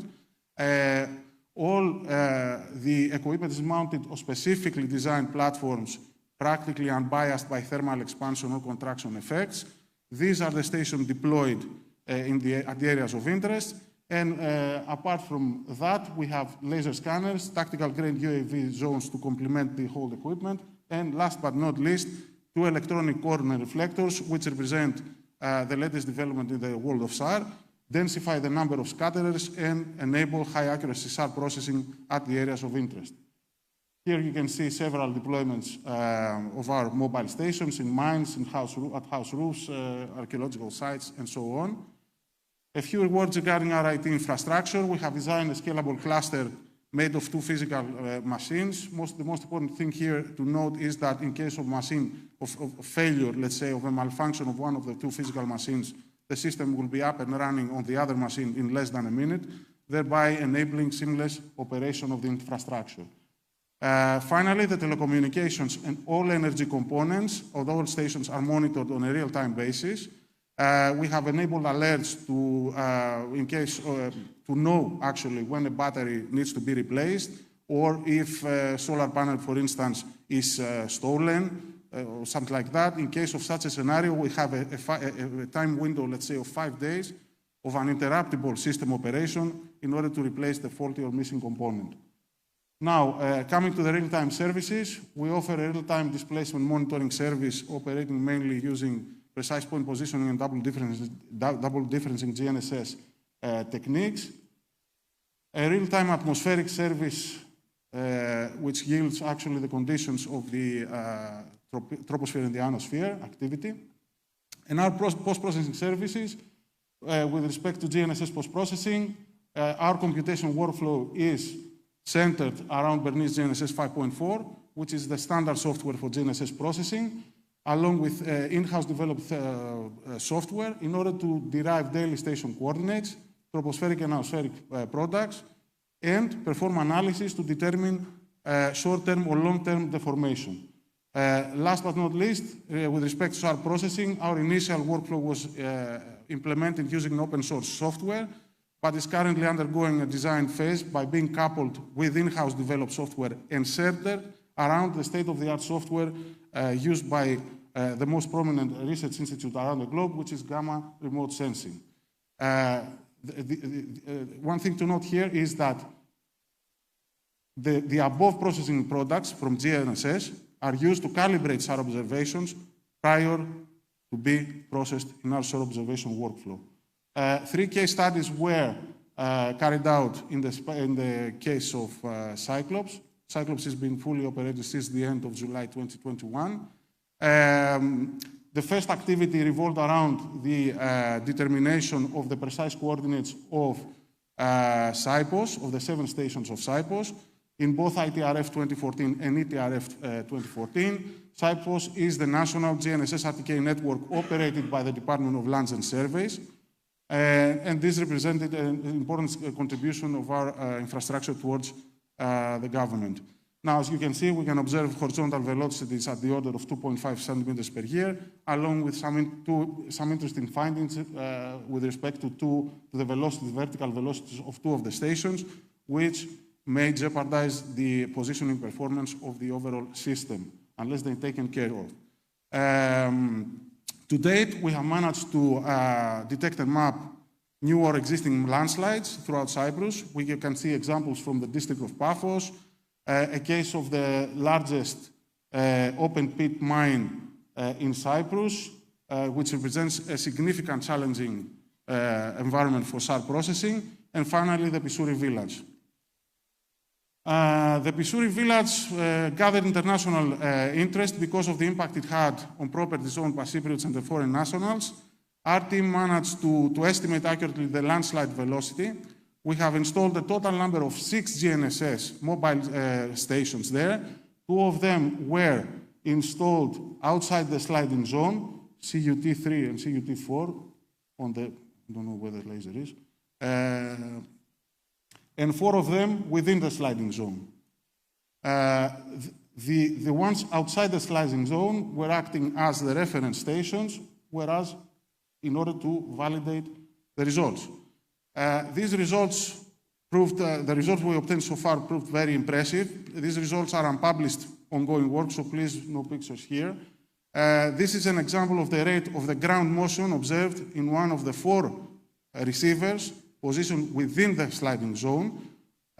What you see here is the daily variation of the 3D vector between the reference point of the reference points CAT3 and one of the points we are investigating, PIS1, and you can see that the ground motion has reached 9.3 millimeters per week in February 2023. Okay, on the right side, you can see the decomposition of the 3D vector into its northeast up components. The results were cross-validated against the second reference station, and please note, they're exactly the same as you can see. Please note this is not a simple coordinate difference. This is a result of a daily network adjustment process. And things are getting far worse with respect to the second point in Pissouri, PIS2, as the displacement rate reached 12.5 millimeters again per week. This is immense. Now, Finally, the top left image is derived from the European Ground Motion Service, EGMS, a critical project of the utmost significance for all the whole of the European Union. Nevertheless, as you can see at the image above, the sliding zone misses information. And this is absolutely natural because of the very dynamic character of the landslide. On the image below, you can see the vectors as computed by GNSS. Now, we have concluded SAR processing scenarios. Virtually, we did all scenarios in there, which are going to be published really soon. So the conclusions derived by this endeavor was that GNSS and SAR must be coupled if one needs accurate and reliable results. That's a fact.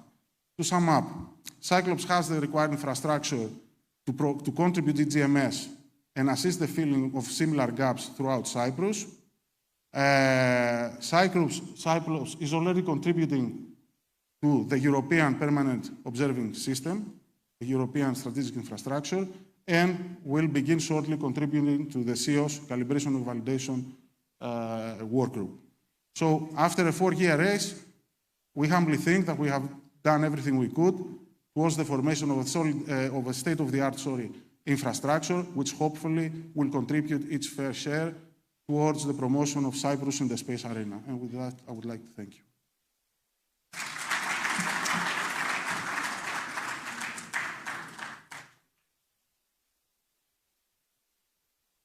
Thank you very much, Chris, for the presentation. And I wanted just to highlight indeed the relevance and the importance of integrating in situ observation to validate satellite data in this kind of context. And while, we are here changing, I would like to welcome our delegation that was actually at the search and rescue exercise. Also, just showcasing the importance and the accuracy of Galileo.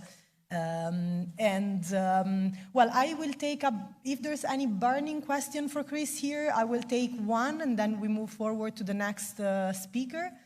I don't see anyone, so Chris, thank you again very much, and I will invite everybody to actually talk to him during the coffee break.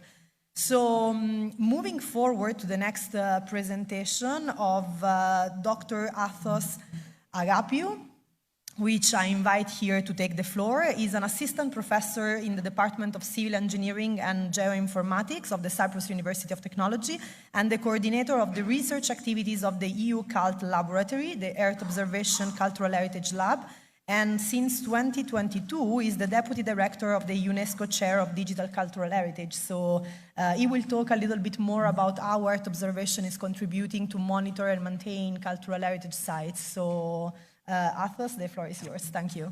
Okay, thank you very much. Kalimera, good morning to everyone. I am Athos Agapiou. I'm an assistant professor at the Cyprus University of Technology with research interests dealing with Earth observation and remote sensing for cultural heritage.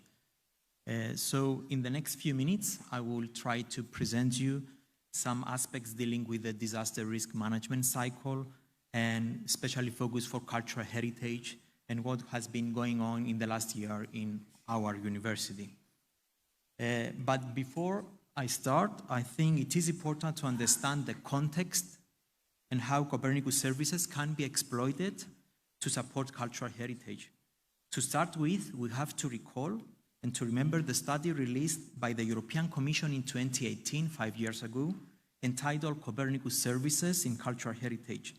In that study, end users, such as policymakers, researchers, and responsible authorities from Europe, including Cyprus as well, replied to targeted questions related to the potential use and how Copernicus could be fitted to address cultural heritage needs. Based on those findings, 50% of the end users reported that their requirements could be covered or partially covered by the Copernicus program or the Copernicus contributing missions. Copernicus contributing missions means high-resolution satellite data that are accessible through the Copernicus umbrella. Nevertheless, we have to keep in mind that the rest 50% reported that the end-user requirements could not be fully covered by the Copernicus program.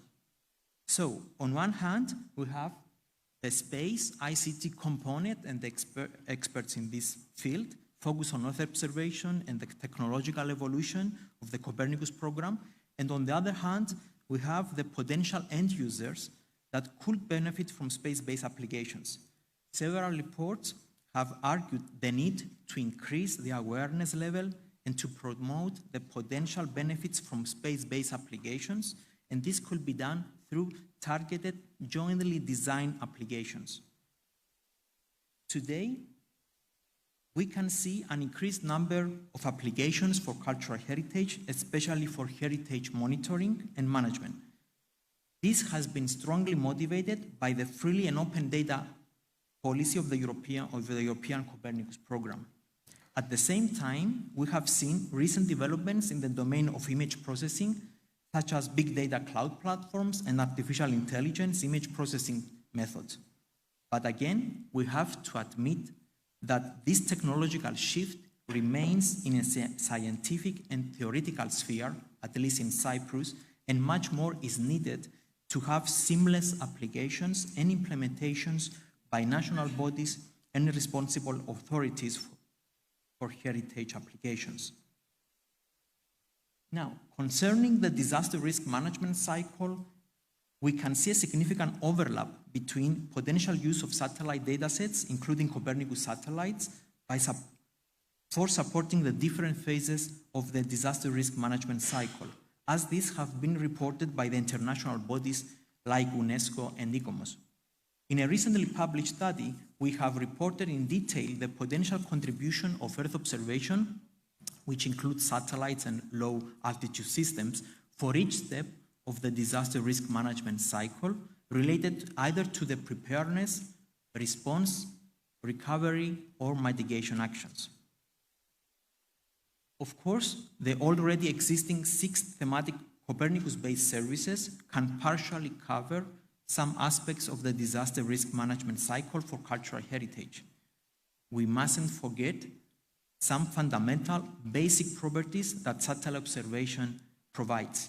That include, among others, systematic and diachronic observation, the wide spatial extent of recording, the free or low cost of datasets, the remote monitoring, as well as products that can be immediately used to support other needs, as the case we have seen before with the Imagersy. And if we want to see the wider context where we stand today, we have to recall the concept of digital Earth, digital twins. Today, we often find that we have more information that we know what to do with. Today, we have more digital data as never before in the past. The hard part is not getting new data. The hard part is to take advantage of this flood of geospatial information and make it worthy and viable to end users and, of course, to the society. For people that are not familiar with remote sensing and satellite observation for cultural heritage, it is surprising to see how well adapted space-based research is fitted to archaeological and cultural heritage science, especially in Europe. In this map, you can see only a fragment of what is going on in Europe some years ago, as well as how many different sensors, including Sentinel missions, were used for heritage applications. Looking at the scientific landscape, remote sensing technologies have been used either alone or in a synergistic way with other technologies for cultural heritage applications, while the majority of them fit under the different steps of the disaster risk management cycle.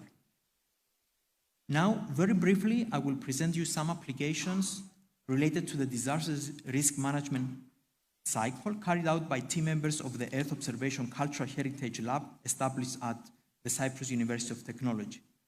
The focus of the lab is to develop and apply Earth observation remote sensing methods to better explore and to better understand archaeological landscapes by systematic mapping and image processing analysis. Applications are particularly extended from observations of single monuments to archaeolandscapes and their diachronic changes. For these applications, we use both optical or radar images, including Copernicus, of course, and other high-resolution satellite sensors supported by UAV campaigns and ground measurements. The research group focuses on two main research areas that I will explain in a while. The so-called site detection, and heritage monitoring. Both these topics involve several other research directions that we will see in a while. Site detection refers to the discovery of buried archaeological remains or archaeological proxies, as we prefer to mention them, using space-based applications. Shallow buried remains, which are still unknown, can be observed in satellite imageries as stretched vegetation, the so-called crop marks phenomenon. Site detection is very important for disaster risk management cycle, as it can help us to understand and map the wider context of an area. Although spatial resolution is a significant parameter to observe archaeological proxies, we can still exploit medium resolution satellite data, as those of Copernicus, to detect buried archaeological remains. In this slide, you can see a recent study focusing on the detection of the largest known Bronze Age earthworks in Europe, which was really successful, indicating unknown areas and proxies to archaeologists working in the site. New buildings and earthworks never spotted before in the past have now been mapped for the first time using open, freely distributed data. Similar studies have been carried out in other sites as well, and we are still in progress for new discoveries. Another example for the detection of Neolithic settlements using high-resolution imagery is the case you see in this slide. Targeted research needs to be done to optimize the overall approach for defining specific time windows or spectral windows that are most suitable for specific areas with archaeological interest. The synergistic use of both ESA and NASA satellite missions, like those of Landsat and Sentinel, have been applied for the archaeological site of Nea Paphos here in Cyprus, an UNESCO World Heritage Site. The integration of both sensors was reported as a Sentinel success story, providing evidence of how Copernicus data can support heritage management. Moving on from site detection to site monitoring, we can list a series of hazards and how satellite observation can be used to map and monitor different threats for heritage sites and landscapes. Here you can see an example from the analysis of satellite images aiming to map the urbanization process, the urban sprawl from the city of Paphos. To do so, we have applied supervised machine learning classification, and the results have indicated a 300% increase of urban areas in the last 30 years. Similar findings were also reported in other cities of Cyprus as well. This increase of urbanization has an impact on heritage sites and protection zones of archaeological sites. A similar study was carried out recently for the case study of Limassol. Using radar Sentinel-1 data, visualization and change detection techniques, we managed to map vertical urban expansions. Using the recent sky towers phenomenon that is taking place in the last years in Cyprus and specifically in Limassol can be mapped using Sentinel-1 time series data. Here you can see differences observed year by year starting by 2015 to 2020 for the city of Limassol. These results can be validated and cross-checked remotely using Earth observation cloud platforms, while specific indices can inform us about the time when this change took place.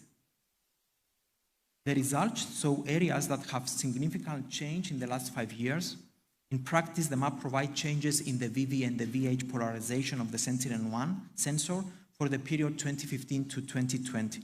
These changes are highlighted in the map with the yellow square you see here, while you can see the location of the Amathus site. Urban expansion can be also linked with the increase of the land surface temperature of an area. In an ongoing research project that we are involved, we are studying the fluctuations of the land surface temperature over the city of Limassol and the old center of Strovolos in Nicosia. In this project, we provide information for both areas since 2012 with approximately 2 observations per month.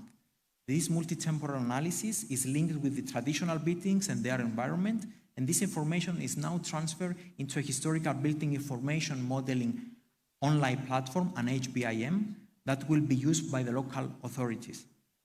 The satellite-based observations are connected with 3D models and ground information and will be used for energy efficiency for the traditional buildings. Moving to fires, in this slide you can see an interesting example of how Copernicus program can be used to monitor the fire intensity in a recent fire event in Orinil Larnakas in 2021. With the support of the German Aerospace Center, DLR, Sentinel-3, Sentinel-1 and Sentinel-2 were used to automatically map the fire spread and then measure the fire intensity. Using this information, along with georeference data and GIS environment, one might have almost a near real-time service for heritage management. Changes due to technological accidents, such as those of the event of Beirut, have been also carried out. The UN Cultural Agency, UNESCO, was warning about the more than 60 historic buildings that were at risk of collapse after the blast. Again, using Sentinel-1 and Sentinel-2, we were able to map in a very short time the damaged areas and provide a general overview of the destruction and affected areas. The damage proxy map produced here was aligned with those provided by the NASA area team and the German Aerospace Center team. Lastly, combining Sentinel-1 images, we can detect ground displacements, which are very helpful, especially after strong earthquakes, as you have seen before and you will see afterwards with Skevi, or if we have landslides. Here you can see an example of how we can detect small displacements after a 5.6 magnitude scale earthquake event near Pavon and important archaeological sites of the area. All these geospatial data, especially those generated from satellite sensors, can have a great importance for heritage monitoring and preservation. This idea is behind now a new funded Horizon Europe program aiming to bring together expertise from the geoinformatics domain blended with the civil engineering and archaeologists. New services, only recently released, like those of the European Ground Motion Service, can be used not only to detect ground displacement, but also to support definitive element models, FEM, developed by civil engineers. In your right hand, you can see an example of how this information from space and using 3D modeling documentation techniques can be used to understand the stability of Tomb 4 at the Tombs of the Kings, an UNESCO archaeological site. So today, we have an unparalleled opportunity to turn a flood of raw data into understandable information about our society and our planet. Of course, this will not happen overnight. In conclusion, and I would like to be my message to you, which is aligned also with the scope of this workshop organized today. We need to develop a roadmap to provide solutions for the integration of satellite-based services to decision makers and institutions and increase awareness. Working together, we can help to solve many of the most important problems, including those of cultural heritage. This is really important when emergency and disasters are reported. Thank you very much.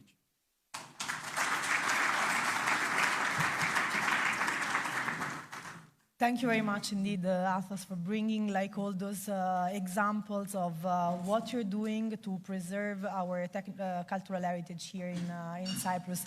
I actually will take one question if there is any from the audience. Otherwise, I will thank you for the presentation, and I stress also on the need of, again, co-design and co-creation. So the satellite-based solutions are customizable, and they're actually really addressing actual needs when they are created based on your needs. So that's why we are here today, not only to present the possibilities offered by Copernicus and all the European infrastructure, but also to engage with you and to make sure that you are actually telling us your needs and how we can do things together. So thank you very much. From here, we will move to the next speaker, who is Skevi Perdikku. Hopefully, again, I pronounce it correctly. So Skevi has the role of technology manager at GeoFam, a company specializing in advanced geotechnical finite element modeling and satellite remote sensing. She's coordinating like several innovation projects on satellite remote sensing application in civil engineering and for the European Space Agency and other, European funding bodies. Today, she will present a little bit how satellite remote sensing can support to monitor the impact of climate change on our infrastructure. So thank you very much, Skevi. The floor is yours. Thank you very much. It's a pleasure to be here with you today, and congratulations to the organizers for this great event today. So my presentation today will be on addressing the impact of climate change on infrastructure using space technology. I will talk first about what I call the Great Infrastructure Challenge. I will then present to you some case studies of monitoring infrastructure and the effects of climate change using examples mainly from Cyprus.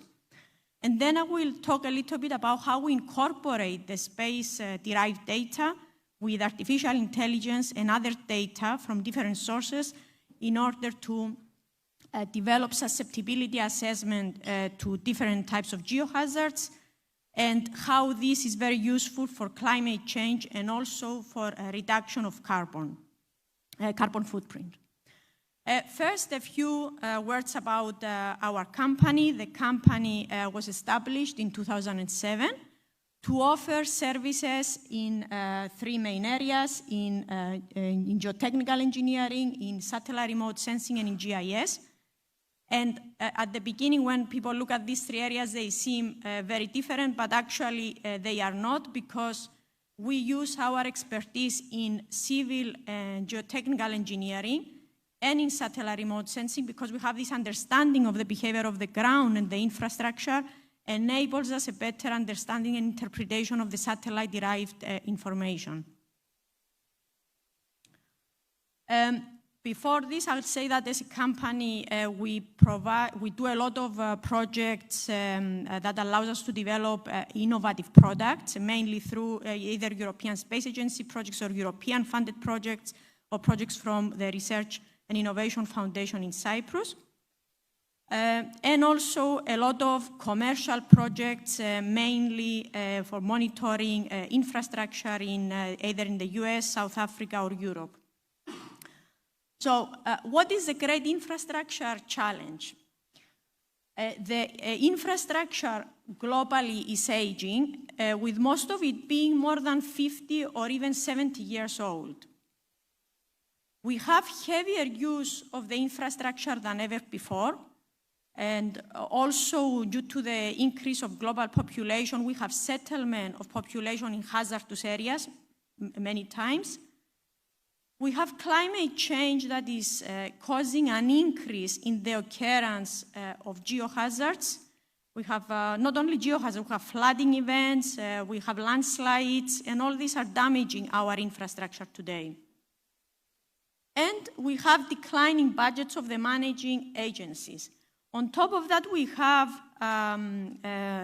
reduced labor-skilled engineers, which means for all these reasons, it is very important to find efficient and effective ways of monitoring our infrastructure and develop early warnings. Now, why use space technologies? Space technologies are more economical than visual inspection of the whole of our assets, or also for, compared to in situ instrumentation, because of their wide coverage of, with one single analysis. They are a faster method, because you can cover dozens of kilometers in a single analysis, is more accurate than visual inspection. There is high frequency of data, with data available every few days. It's a non-disruptive method. You don't need to shut your roads and rails, for example. It's automated, and it is the only method that offers retrospective analysis.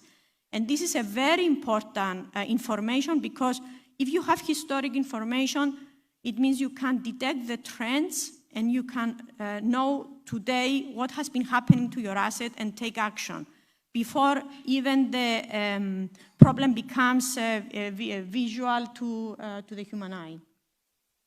Now, what type of information do we receive from the satellite data? We work both with optical and radar data.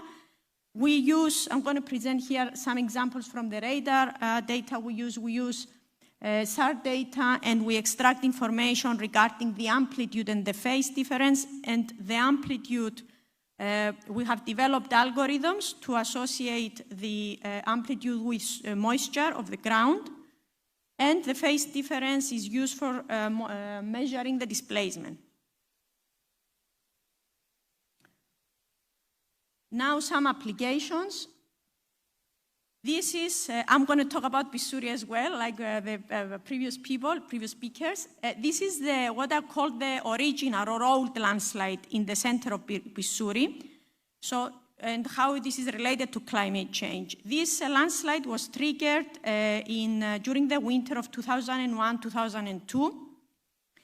And we had damages of the road and the housing in that area. And a few years after the landslide, there have been mitigation works.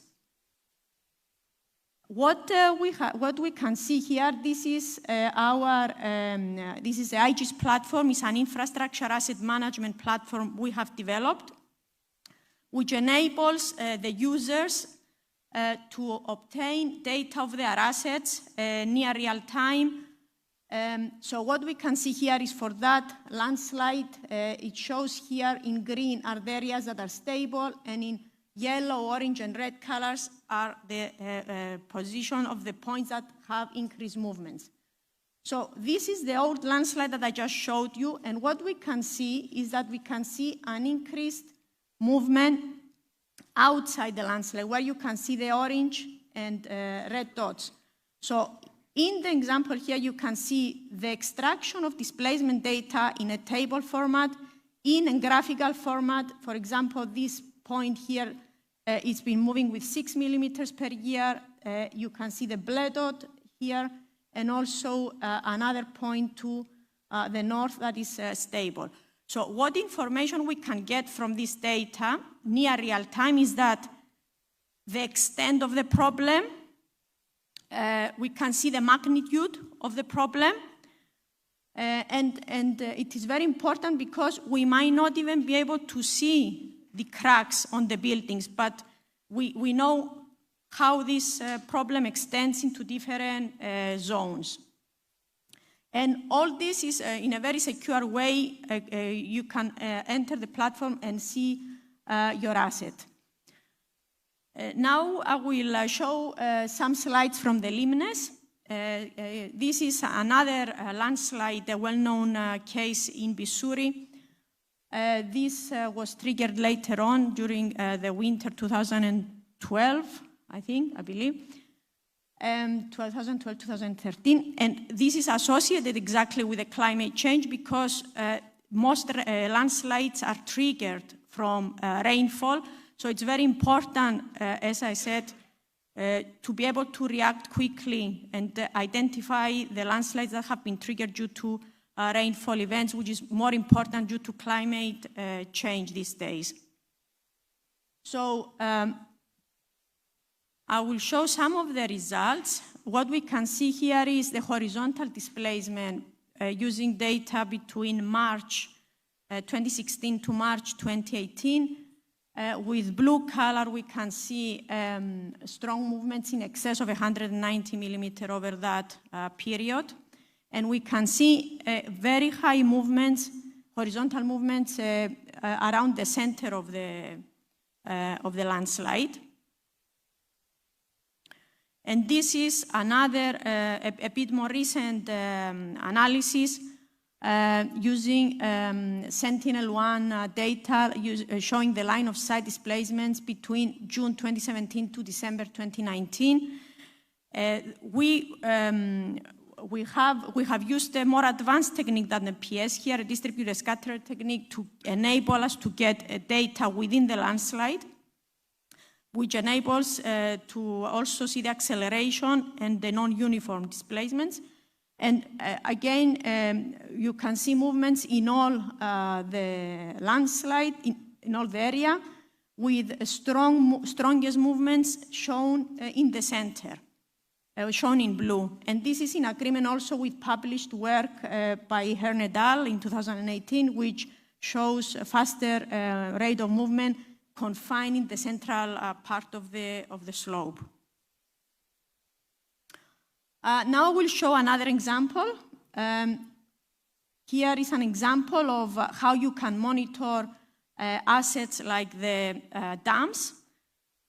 And it's very good because with one single analysis, Cyprus is a small country, you can cover all your dams.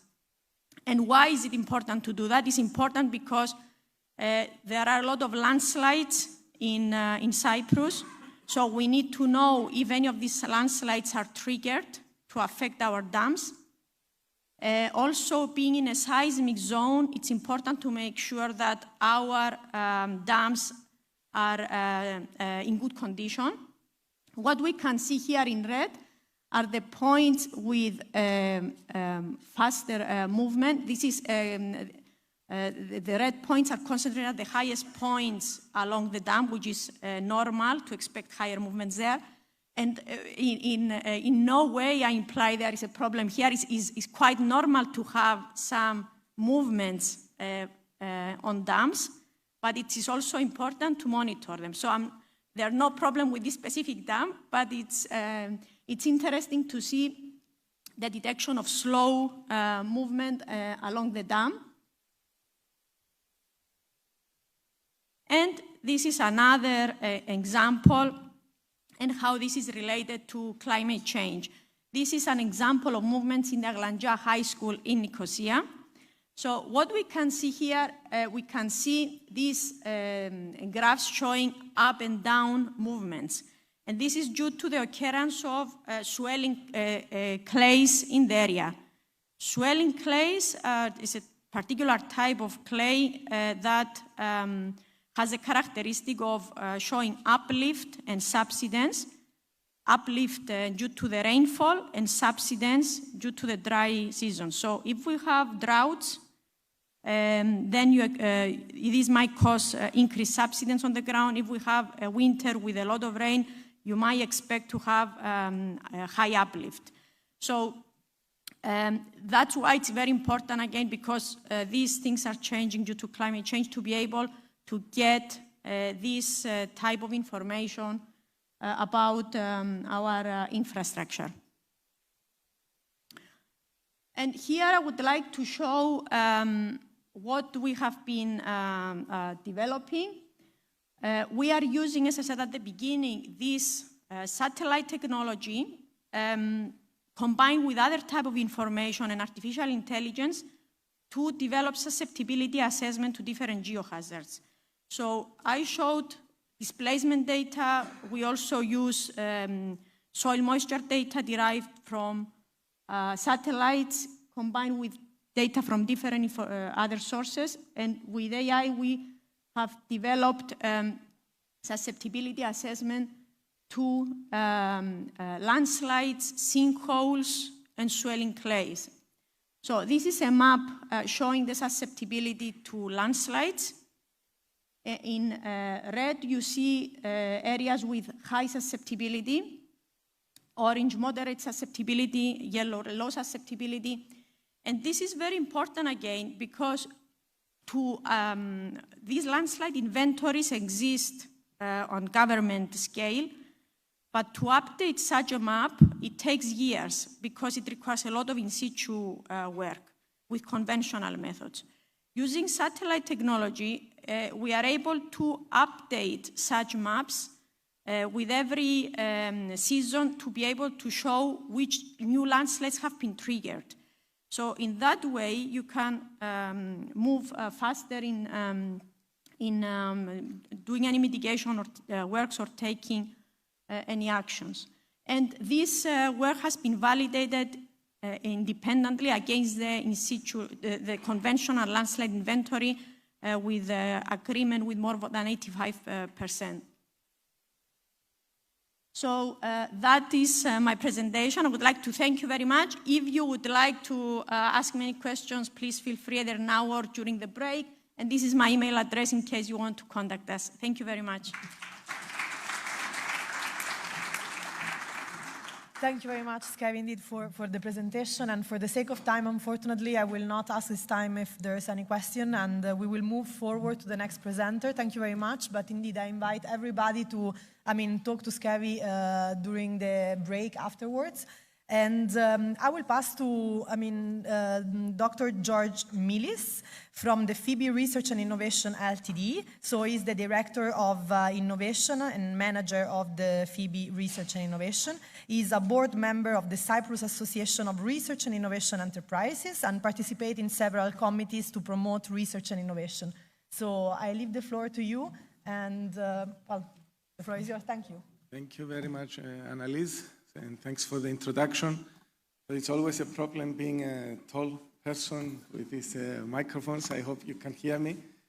So I'm George, and I'm very happy to be here. And since I have you all here, I will try to take you through a short journey of combining water quality monitoring services with Copernicus Emergency Management Service. I will start by motivating the whole thing, and then I will show you what we have achieved through some of funded projects. So this is a nice picture of Cyprus. It contains also unnecessary information, like in Larnaca, where I got this, I downloaded this picture, and it's good because we are big here. It looks like we are important and the center of the world, but from satellites sometimes we are just a few pixels, and this is still okay. The resolution, even the medium level resolution we get from satellites, it helps us do very good, to add very good value to many domains, as we have seen. I will be talking about the water domain, and thanks Skevi for introducing also some applications for this, the previous speaker. And we are surrounded by water. Water is very important for our lives. To me, I'm not a very swimming or sailing person, so this is kind of scary picture. So we zoom in, and we see that beyond the surrounding waters, we have also some inland water sources in Cyprus, which we are using to drink and agriculture and several other applications. If we have to keep the pattern, Pissouri is somewhere in the middle of Asprokremos and Kouris dams. We have the Evretou Dam, we have Asprokremos, Kouris reservoirs, and we need these reservoirs, we need these water sources in order to provide and guarantee clean and safe water to consumers in Cyprus. So this is the main and only objective of water organizations, water utilities in Cyprus. We have the Water Development Department that monitors and has the responsibility of all these inland water sources, but then down the line, the water comes to our houses through some very mature infrastructures now, and there are some people behind that are trying to monitor these infrastructures to give us clean and safe water. For example, in the Water Board of Limassol, with whom we are doing a number of projects, they are actually supplying water to around 200,000 people in a 100 square kilometers area and 17 million square meters water every year. And this is maybe not a very big project. It's for the size of Cyprus, it's a big one. And they have a big network with DMAs, organizing pipes, and all these different ways of storing the water. But if we don't first achieve a good quality of the water that we get from the inland reservoirs, we cannot do nothing with the networks. Adding to that, in Cyprus we have a number of other more specific challenges as well. We have many drought periods and prolonged drought periods. And this is an issue, a bigger issue than what other countries face. We have high cost to produce the water because of being an island, because of other factors. And we have tourism industry, a big one, as we had before. And during the summer, we have increased demand of water. And we need to have solutions to make this, the operation of this system, the whole system, more efficient and effective, again, to be able to provide clean and safe water to the consumer. So we are the target of all these infrastructures. Unfortunately, this is not always possible.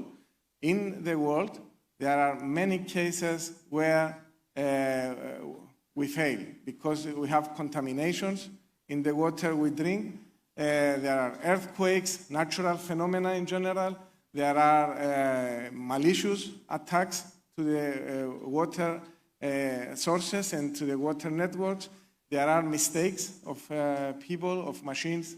And we have, let me say, recently we also had the earthquake in Turkey where there was a lack of clean water due to this. And before these contamination events cost a lot. Maybe they do not happen quite frequently, but if they happen, they cost a lot to our lives, to insurance companies, to the states, and oh, why does that change? And even if we have serious events with deaths, this goes to thousands of euros per consumer. Now, the way we were doing the sampling, this is in general, but let me focus on the inland water sources. In order to sample the water and take and observe the quality, we go to take samples using drones. We can have cameras and take pictures.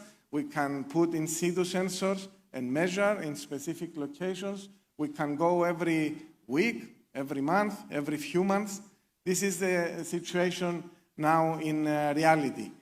But it's very costly. It costs a lot. So we need to use our remote eyes. And this is where the Earth observation comes, the Copernicus missions, and also other kind of missions, contributing missions that we had earlier as well. Fortunately, we saw earlier as well from the previous speaker, and we have also here other efforts that we have remote, we have platforms that take all this data from Sentinels and other missions, and we can apply machine learning techniques, models of the land, and find interesting, useful information. So it's something that, as we heard before, it costs less because the satellites are there and they are taking pictures of us. It's faster. It sounds strange. It's only every few days sometimes, but it's faster because it costs a lot to have the same level of information and the same granularity of information with any other measuring method. And I would say that the satellite data here we use mostly for prevention and preparedness rather than for acting an emergency. Of course, there are use cases for using them in acting and also in the aftermath situations, but mostly it's an important tool to prevent, to avoid having these contaminations going to the water network and coming to our houses. After now this observing through the satellites. Then we have other tools to go to the emergency field. We have other projects like the Athos project. It's again an EU-funded project where we go down to an emergency field, of course related to water here, and we have also sensors that are measuring pathogens like E. coli, Pseudomonas aeruginosa, and with this information combined with satellite data, we can do analysis and extract knowledge. But in the water sector, like in any other sectors, there is always the problem of the data. A lot of data, as we heard earlier, sometimes we don't know what to do with all this data. We have data from the satellites, we have data from in situ measurements, different timestamps, different kinds of formats, technically, semantically different. So we have another project, Waterverse project. It's a rather new project, again, EU funded, for creating the water data spaces. So organizing all this data by dealing with anonymization, dealing with cleanliness of the data, validation, synchronization, semantic matching, etc., harmonization. So all these different problems are to guarantee clean and safe water to the consumers, as we heard earlier. The different consortia and different kind of technologies are able to help us to solve these problems. And if we manage to clean the data and have them in a format that we can analyze, we have other projects like the DigiWater project. This is funded from the Cyprus Research and Innovation Foundation to help us create a digital twin of the water network now. So we have data, we have the mathematical models of the network, and we use the models of the network in order to estimate things and forecast things and run what-if scenario. For instance, what will change if I switch off that valve there? How do I affect my consumers? Or what will happen if I introduce this satellite, this remote sensing data to my analysis? How am I going to be able to estimate better the situation in the network? So we arrive to making sense of the data, satellite and Earth observation and non-Earth observation data.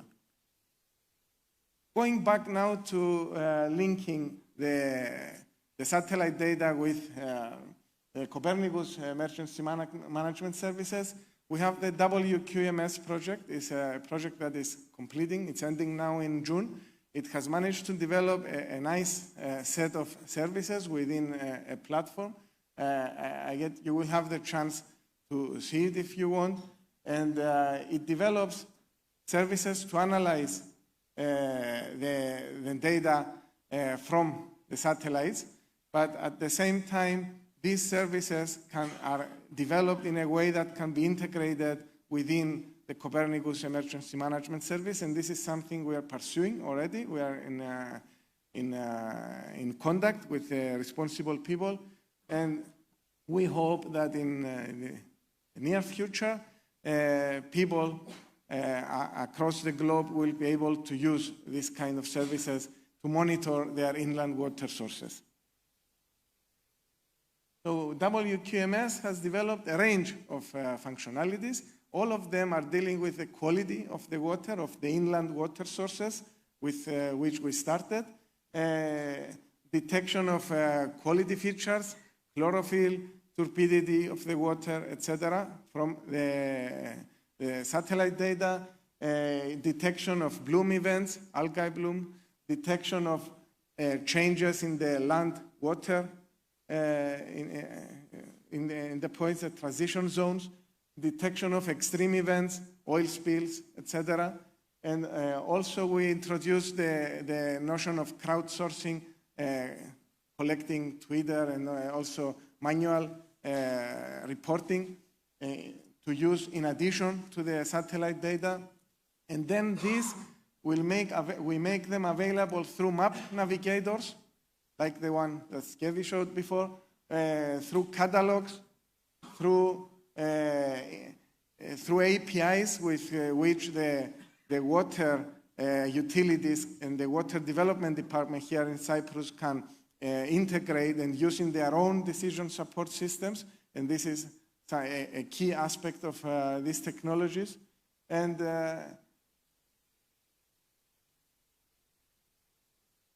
this is the number of, this is the 4 main services that I already mentioned before. It's the water quality features monitoring, the bloom events detection, land water transition zone detection, and extreme events. You can visit, this is, if you take a picture of the slide, the platform there is operational. You can contact me or the coordinators of the project to get access to this platform and test these services. It has on-demand products, like I order for specific area. I can upload also my shapefiles, my geographical information, and get data on demand, analysis of the data on demand, or I can use this to run continuously some area if I have it already. And of course, the other services that I mentioned. And in addition, we have a training service on this address. It's open, it's free. So all this I have mentioned, you go to the training service and you not only you get reading information, but also some assessment exercises so that you become familiar with all the concepts, background concepts, and the services of the project. And this is always a work that is done by many people from industry, from academia, etc. And these were the 4 projects I mentioned. And with this, I thank you for your time. Any questions? I mean, the moderator.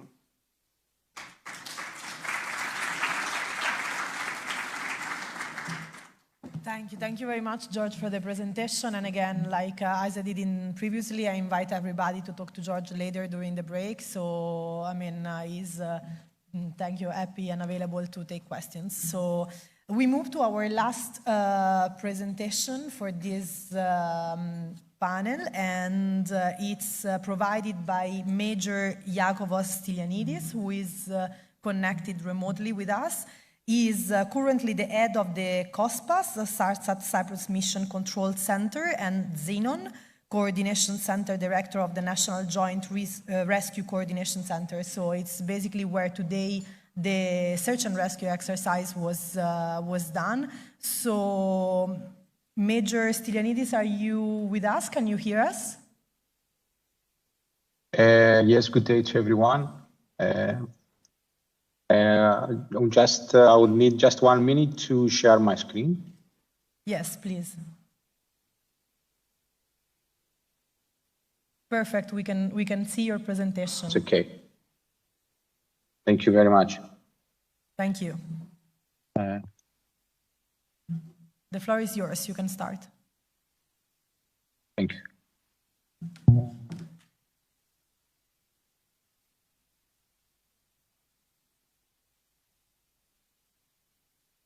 I apologize. I have a little problem.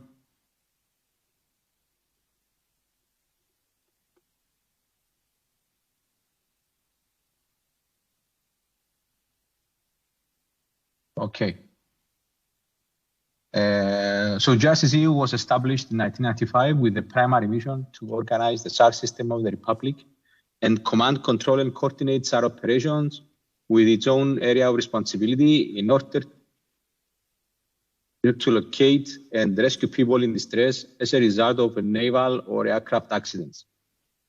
According to the ICAO International Convention of 1944, the maritime and aeronautical search and rescue region of Cyprus are identical and coincide with the Nicosia FIR.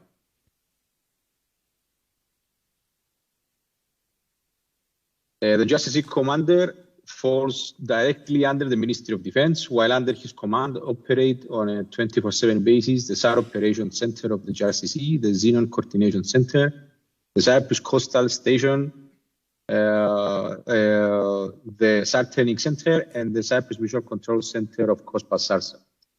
I want to highlight that the collocation of the services reduces the running cost and increases the effectiveness of the service provided. Both our national law and SAR plan define the primary and the secondary SAR units. The primary airborne SAR units are the helicopters of the 460 SAR Squadron and the 4 Hilos of Cyprus Police Aviation Unit, while the maritime units of the Navy Command and the Port and Marine Police are defined as the primary ones for maritime environment. All SAR units in readiness should be able to deploy within a maximum time of 30 minutes. Also, the Disaster Response Special Unit of the Fire Service is defined as the primary SAR unit. And I would like to give you some statistics. As you can see on the slide, the statistics of the SAR operations.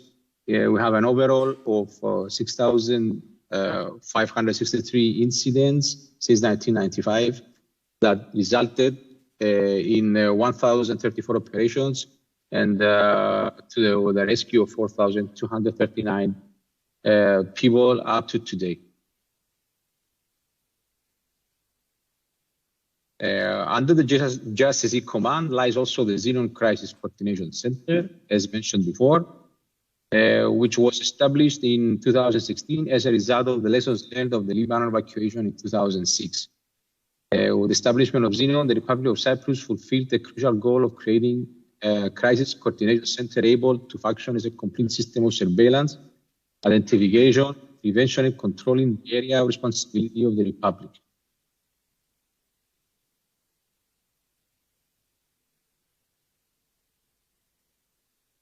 Okay. Xenon is a multitasking center where operations can be executed for controlling migration flows and coordinating potential mass reception of refugees and migrants from the Middle East. A coordination cell in case of a non-combatant evacuation operation, as well as a national crisis coordination center in order to deal with man-made or natural disasters. At this point, I would like to highlight that the evacuation of non-combatants from Sudan was coordinated from Xenon, evacuating more than 2,600 persons. Since 2015, the Cyprus Coastal Radio is also operating the JRCC with the responsibility to inform all the mariners sailing the region of any situation which may impose danger to their lives or properties. This information and service contains weather forecasts, medical advice, navigation, warnings, navtex, etc. The latest addition of the center is the new SAR Training Center.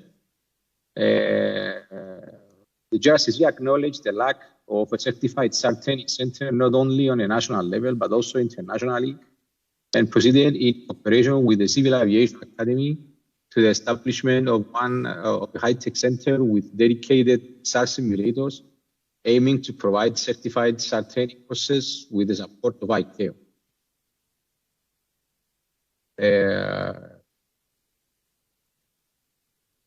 This was an overall introduction to what we actually do here at the JRCC. Now I would like to highlight the next point, which is the COSPA SARSA Cyprus Mission Control Center, which is something that is operated here at the JRCC also. And this one of the approximately 30 mission control centers around. CYMCC has been in fully operational capability since 2020, alerting JRCC for beacon activations within Cyprus SRR.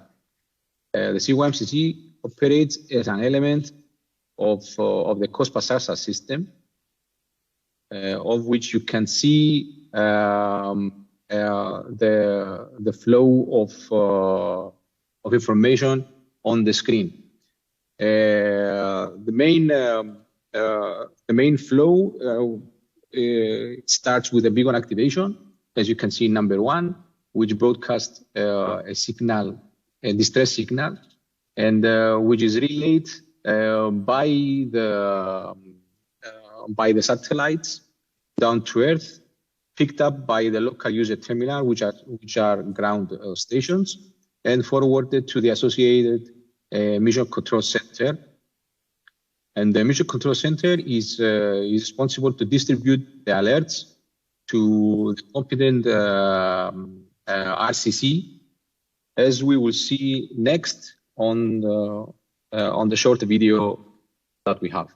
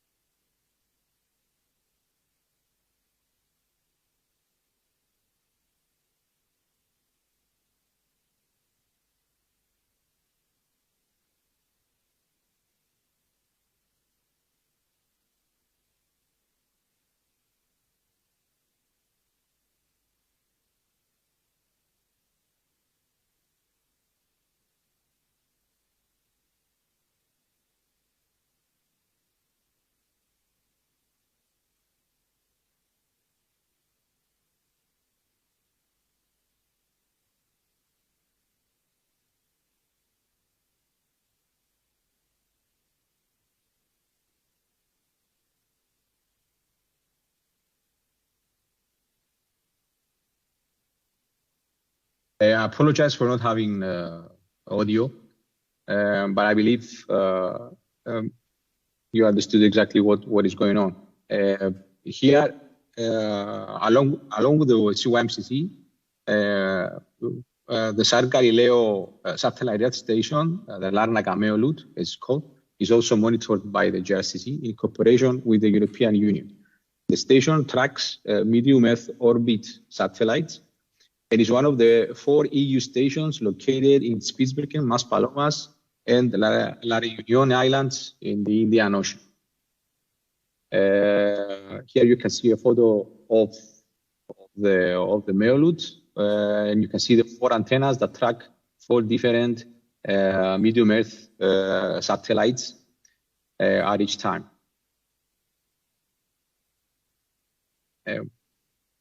Proceeding. Some points that I believe it will be good to mention. This is from our experience, that during SAR operations, but also through a cooperation with all the agencies that will be mobilized to confront a crisis or an incident, we can provide our inputs regarding how space technology could enhance and help make the operations more efficient and in a much less time. At some point, I imagine, and correct me if I'm wrong, the satellite communication will be of such quality that can be used as the main mean of voice and data communication, at least for the units deployed to an operation, but also between the units, the operations room, and the person in distress. The SAR Galileo RLS, the return link service, is a useful tool that offers additional time to units to mobilize and save the person or persons in distress. Also, it's a first step to two-way communication, at least in the framework of COSPA SARSAT, providing the capability to exchange preset messages with the beacon owner, gathering information about the health status, the incident nature, the number of persons in distress, etc. While in the future, the capability to communicate with the person in distress by texting might be possible to be adapted. Just to say a few words, the return link service is a service that provides the capability to the RCCs to inform the person in distress that the SAR operations have commenced, something that prolongs the survivability of the people in danger. Additionally, we are currently using the satellite tracking of SAR assets, but we strongly believe that the near real-time high-resolution image from sensors on satellites will be the most beneficial, especially at open sea, but also during disasters such as earthquakes, tsunamis, sea pollution, etc. The fast, reliable, and detailed information, but also the uninterrupted provision of internet help the decision makers to be more efficient by localizing, identifying, and assessing the situation rapidly. On the screen, you can also see our website, which you can find useful information such as no terms and navigational warnings for our area of responsibility.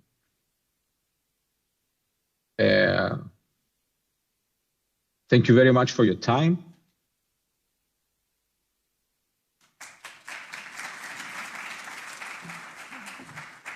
Thank you very much, Major Stylianidis, for the presentation and for illustrating a little bit the possibilities and what the center it's currently doing. So, unfortunately, given that we are lagging a little bit behind, we need to skip the Q&A session. But actually, I mean, all the speakers will be here around. So once again, please don't hesitate to go to them and ask your questions.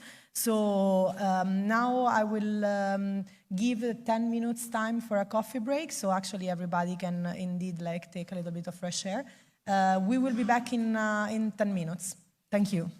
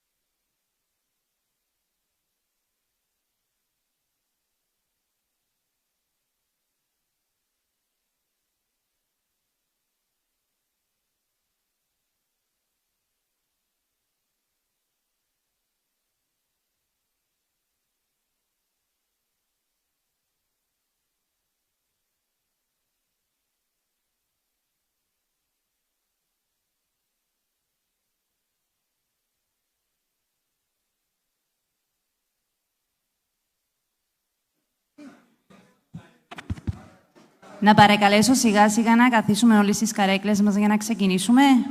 Ευχαριστώ πολύ.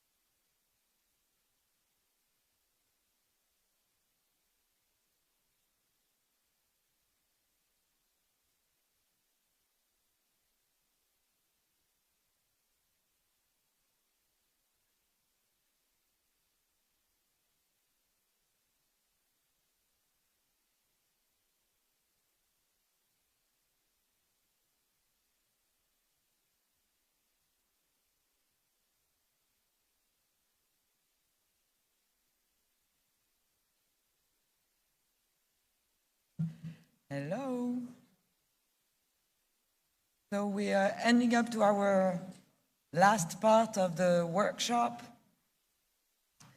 We've heard this morning how many applications we could have with Copernicus, how many applications and great achievement can apply thanks to the EU space program. We had the last presentation, and I can tell you, after the exercise of this morning with the Cypriot authorities, indeed, space is wonderfully useful, not only to save people, but to ensure that climate change is properly mitigated. So, but all these, in order to ensure that all this is properly done, then we need to make sure that there is a real political push.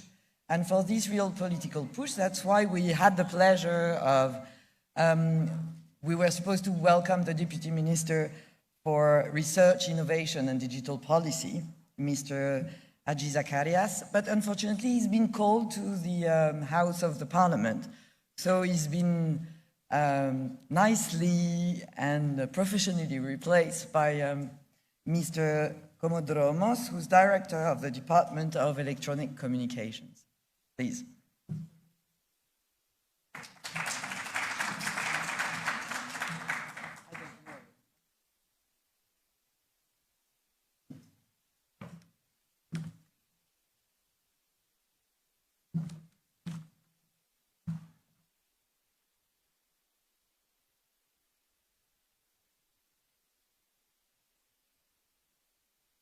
Dear Executive Director of EUSPA, dear President of Eurisy, distinguished guests, ladies and gentlemen, I am delighted to be joining you today on this very special occasion, and I would like to thank you all for your participation.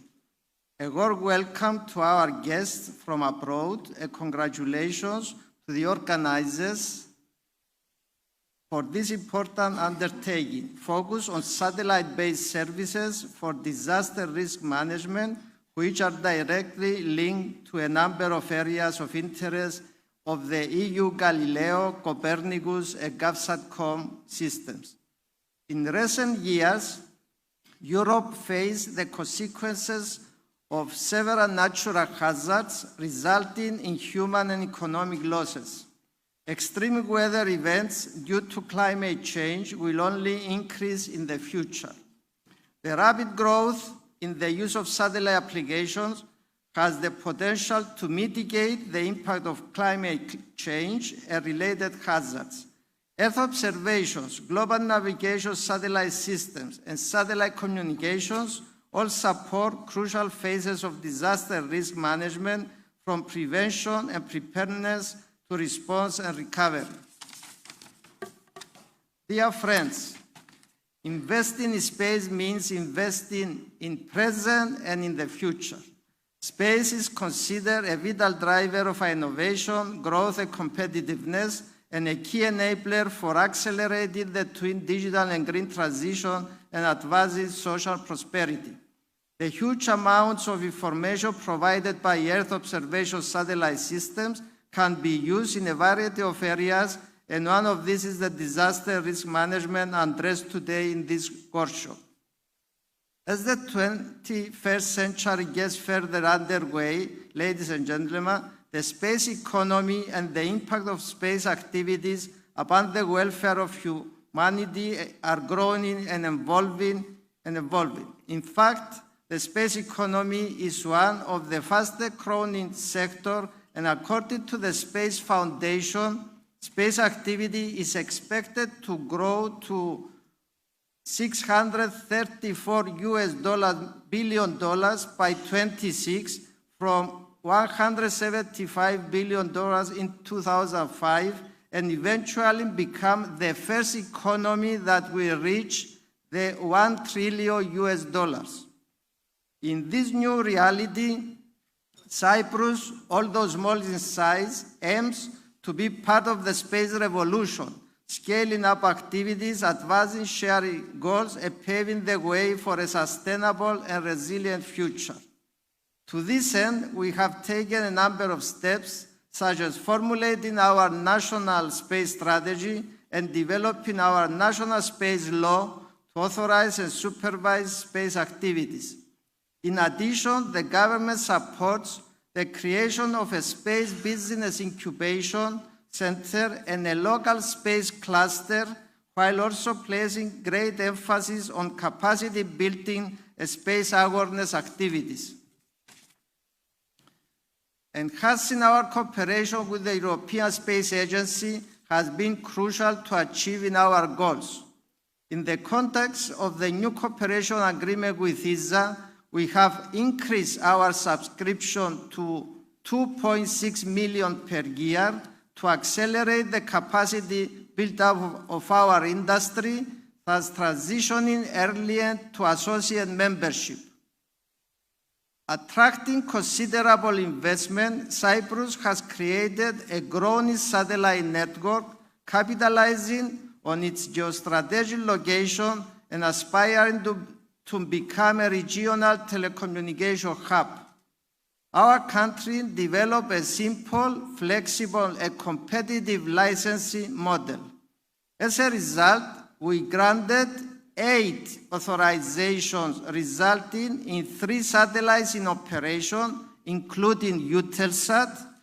In addition, very recently, the EU Agency for the Space Programme, EUSPA, decided to deploy 2 ground stations called RIMS in Cyprus for the operation of the EU EGNOS system, used to improve the performance of global navigation for aviation, maritime, and land-based users. Major developments in satellite infrastructure also include a receiving earth station, part of the search and rescue service of the EU Galileo system for detecting and locating emergency beacons. It is worth mentioning that Cyprus is one of the only 3, now 4, hosting countries of such infrastructure in Europe. We are also working towards the establishment of an optical gateway critical for connecting Cyprus to the rest of the European quantum communication infrastructure network. In addition, we place great emphasis on Earth observation, capitalizing on our climate, geographic location, and national infrastructure and expertise, which allows us to develop innovative space technology services. Ladies and gentlemen, I truly believe that this conference is a great opportunity to exchange knowledge and expertise and explore opportunities for collaboration so that together we can tackle in the most efficient way such disasters using space technologies and to create a common understanding among national and regional stakeholders of what satellite-based service can bring during the different phases of disaster risk management and to facilitate the use of these services from a national to a European level. Last but not least, I urge the government agencies present here today, which are the front line for the exploitation of space technologies, to benefit from their use in fulfilling their missions in a more efficient way and to offer a new range of quality services to citizens.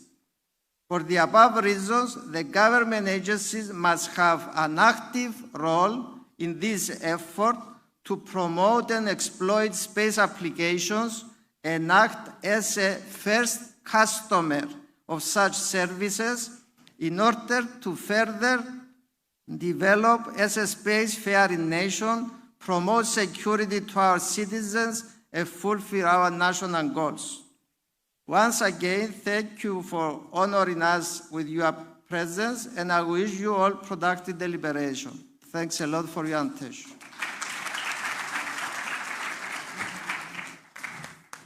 Thank you very much, Yorgos.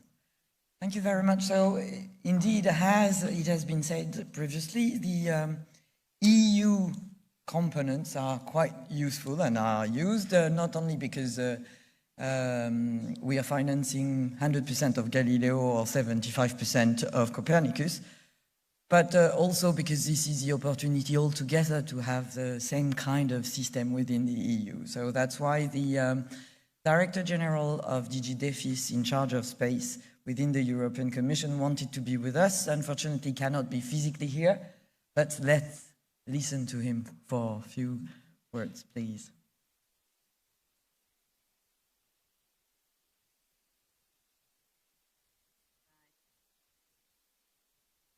Ladies and gentlemen, MEP Mandil, we look forward to hearing your views on this important topic with great interest. The stage is Innovation and Digital Policy for holding this workshop dedicated to satellite-based services for disaster risk management. Thanks for your interest and thanks for the opportunity to have this exchange today on this important matter. Physically with you today, I think it is an important matter because, and we must never forget about that, it's a basic question because our societies are so much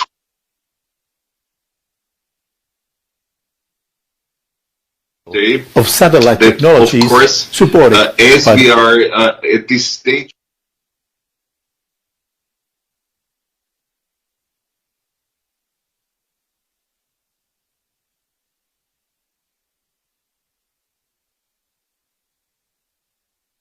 Eurisy, for regular times as well Research, as we Innovation had and to Digital Policy learn this for holding year this for war workshop times on dedicated European to soil. satellite-based And this services. is why I'm happy that after less than 2 years actually we decided in the plenary of the European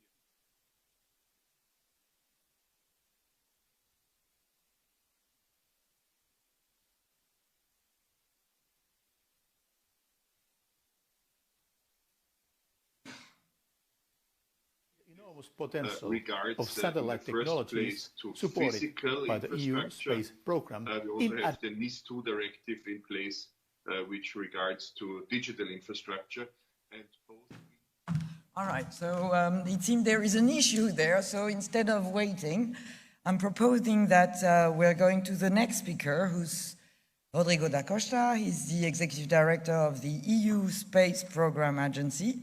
And the EU Space Program Agency is implementing concretely the EU Space Program. That's why we ensure the new RIMS in Cyprus, for instance. So Rodrigo, please.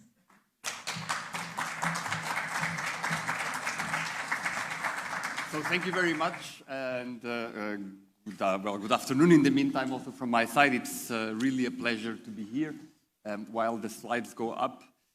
It's very good to be home, and I say it's very good to be home because as the EU agency we are home in all the member states of the European Union, and of course we are home also here with you in Cyprus today. I want to give a very, very big thanks to those that co-organized with us, certainly the Ministry of Research, Innovation and Digital Policy. Thank you for welcoming us here today, Georgios. Thank you also to your Minister for the very warm welcome today. I want to thank certainly Eurisy, Dominique, Annalise, and everyone that worked so hard to have this excellent event in place today. I will talk to you about 10 minutes, and I will tell you a little bit, I'll give you a global perspective of many things that you have already discussed and you have already seen in the morning. And then I will tell you also what we do as EUSPA, as the EU agency for the space program. But before we talk about the EU agency for the space program, I think it is key and crucial that I tell you what is the space program, because our agency is involved in the space program. You know that Europe is doing a lot of things in space. There are many activities. There are countries that have their national activities. There are countries that collaborate bilateral. There is, of course, international collaboration among many member states, in particular in the scope of the European Space Agency. But also the European Union has a space program. And it has a space program actually since formally May 2021. But the history of the EU space program is coming already from the past, because in 2021 what we did, or what was done at the EU space program level, was to integrate a number of components and to integrate things that were already there from the past. I will tell you a little bit more about that. But before that, I want to make a quick switch back to what we had this morning. Those of you that were here, you may have heard that there is in parallel ongoing a big search and rescue exercise, something that is done regularly here. So I will start with a short video about search and rescue, and then I will elaborate on EUSPA and on what we do. Hopefully the video will work this time. We War of Russia against the free world. We need to focus much more on the protection of independence overall. As mentioned, most that we see their importance due to the war, and we can expect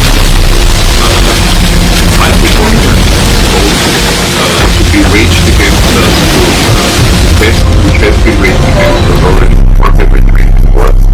And I also want to share with you one last point that introductory note. This is about confidence in our state systems and confidence in our community structure from the side of governments and enterprises. Businesses when it comes to cyber attacks, because we all know we are frightened and we are allies, that there are businesses attacked by cyber attacks which are considered to trust in the state for solution of that, or to pay for the criminals, or to do cyber attacks alone in terms of detected division like state actors and terrorist actors, but in terms of crime and organized crime. And what we have to create is a clear atmosphere of a state that secures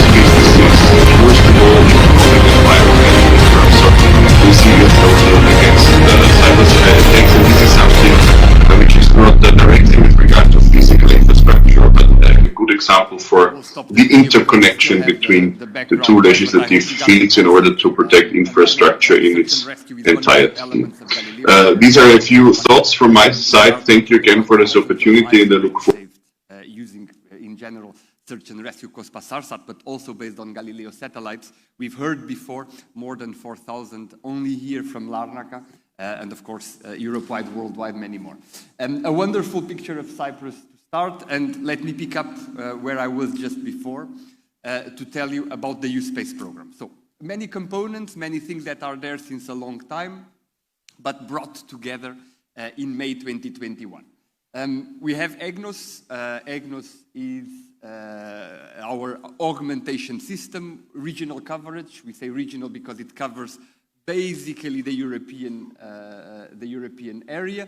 It was primarily developed for aviation, and I know there are some aviation actors here around in the table today, but today it's not only used in aviation, it's used well beyond that. Domains such as agriculture, for example, are already using EGNOS. We are developing a maritime service for EGNOS. We are developing rail services for EGNOS. So EGNOS is going beyond its traditional aviation borders, providing, in particular, the safety of life that is a crucial element for this type of systems. We have Galileo, the global navigation satellite system, today with more than 3.5 billion users worldwide.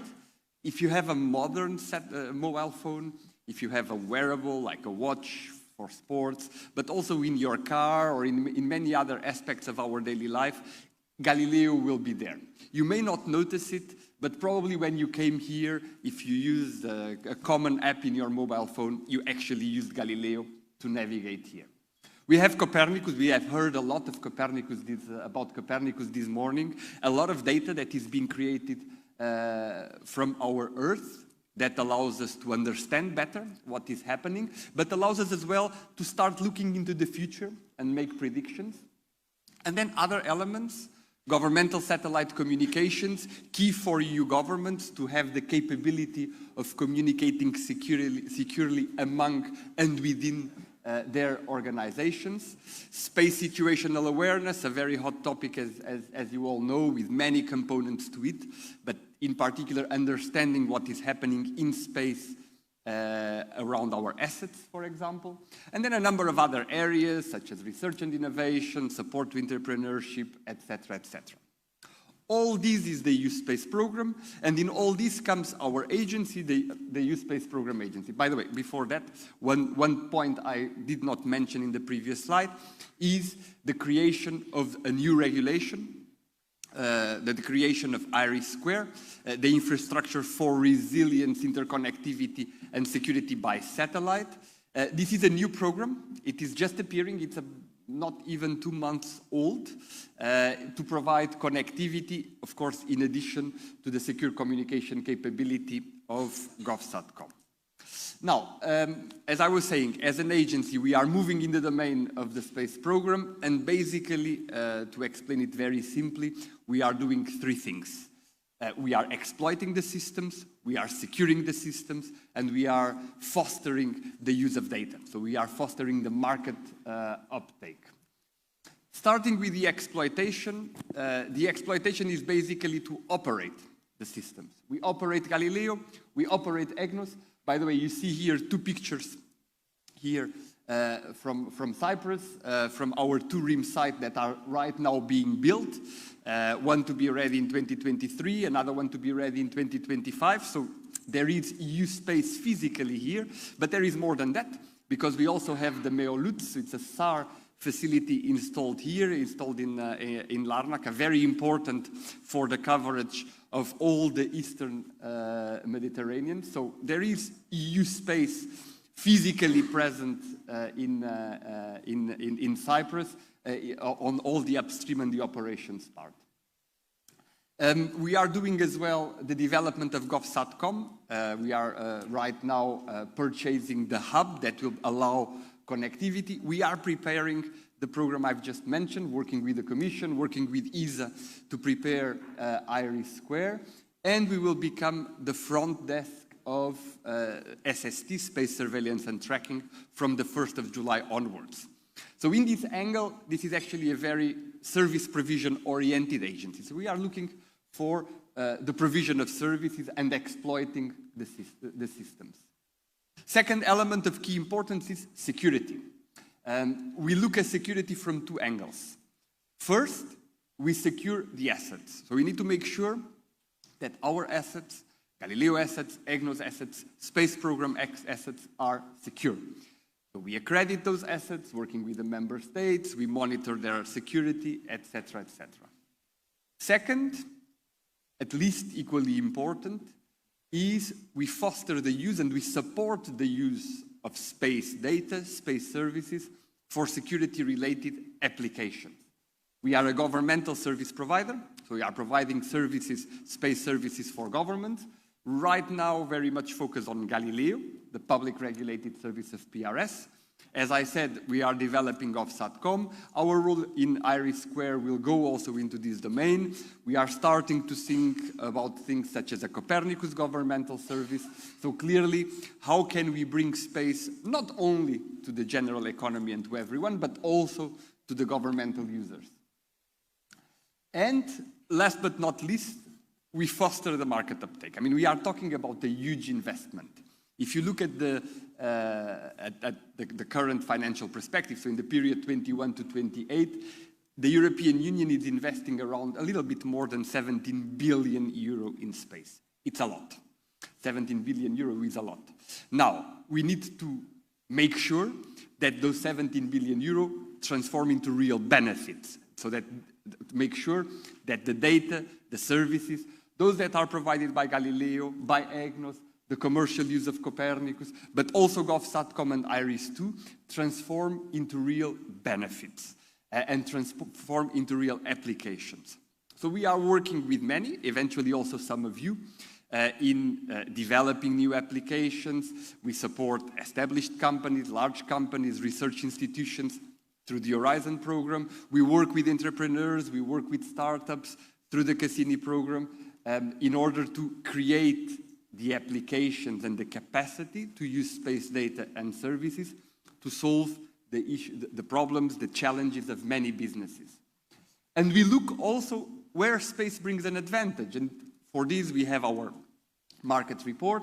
I invite you to have a look at that. It's available online in our webpage, where we look at all the 17 market segments that benefit from space, and we see what is the advantage that space is already bringing today, and what is the potential for growth when we look to the future. Very diverse things. We are talking about road transport, air transport, agriculture, energy management, fisheries, etc. So it's really quite broad. So there is really quite a lot of potential, and as mentioned by Georgios just before, the potential of the space downstream is very, very, very, very big. And of course, we do all these aligned with the priorities of the Union. And the priorities of the Union are the priorities of the member states. They are also the priorities of Cyprus. I've heard already a few of them. For example, when we look at the Green Deal and how do we achieve our Green Deal targets, how do we tackle climate change, but also other areas, of course, digital, the resilience of our economy, and the strategic autonomy and the non-dependence of Europe. To conclude, I will give you a few examples of areas we are working. I'll not go much into the search and rescue because you had already an excellent presentation. We had already an excellent presentation just before from the SAR operations, but SAR, of course, is a very important use case. When we look, for example, at Copernicus, Copernicus is used for many applications. We saw some of those, oil spill detection, vessel tracking, for example. Also in domains of navigation, maritime navigation, for example, is more and more a challenge. And there we can bring together data from Galileo or services from Galileo, data from Copernicus to optimize traffic routes. There are many companies, many entrepreneurs working on this domain. And here in particular, there will be a big benefit from the new EGNOS maritime service that will provide precise navigation with the safety of life component. And coming to a close, also everything that is related to sustainability, where we are looking, again, vessel route optimization, things like wave, current predictions, also very helpful, for example, in the fishery domain, etc., etc., etc. I will not elaborate in detail because you have seen it in the morning, different applications that are being created here in Cyprus. Let me conclude by encouraging all of you, not only to contribute to the creation of space data and space services, again, the excellent examples of the Larnaca Meolut and the 2 RIM stations, but to encourage to use those data, use those services, because they belong to you, they belong to us, they belong to the European Union, to use these data and services to solve your challenges in the most different areas. Thank you very much, and I wish you a good continuation. Thank you.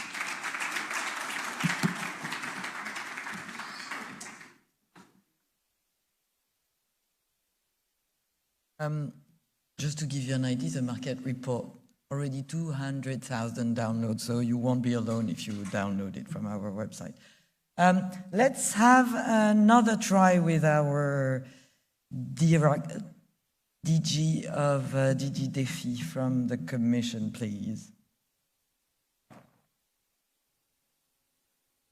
Ladies and gentlemen, I would like to thank Eurisy, EUSPA, and the Cypriot Ministry for Research, Innovation and Digital Policy for holding this workshop dedicated to satellite-based services for disaster risk management. Although I am unfortunately not be able to be physically with you today, I wanted to take this opportunity to highlight both the invaluable contribution and the enormous potential of satellite technologies supported by the EU space program in addressing emergencies. Our flagship programs, Copernicus, Galileo, EGNOS, and the new addition IRIS² provide us with a wide arsenal of capabilities on Earth observation, navigation, and connectivity. Each one of them brings added value to different phases of the disaster risk management and mitigation chain. But used in synergy, they offer a unique toolset to the emergency responders. Their significance has been showcased over the past years with weather-related events.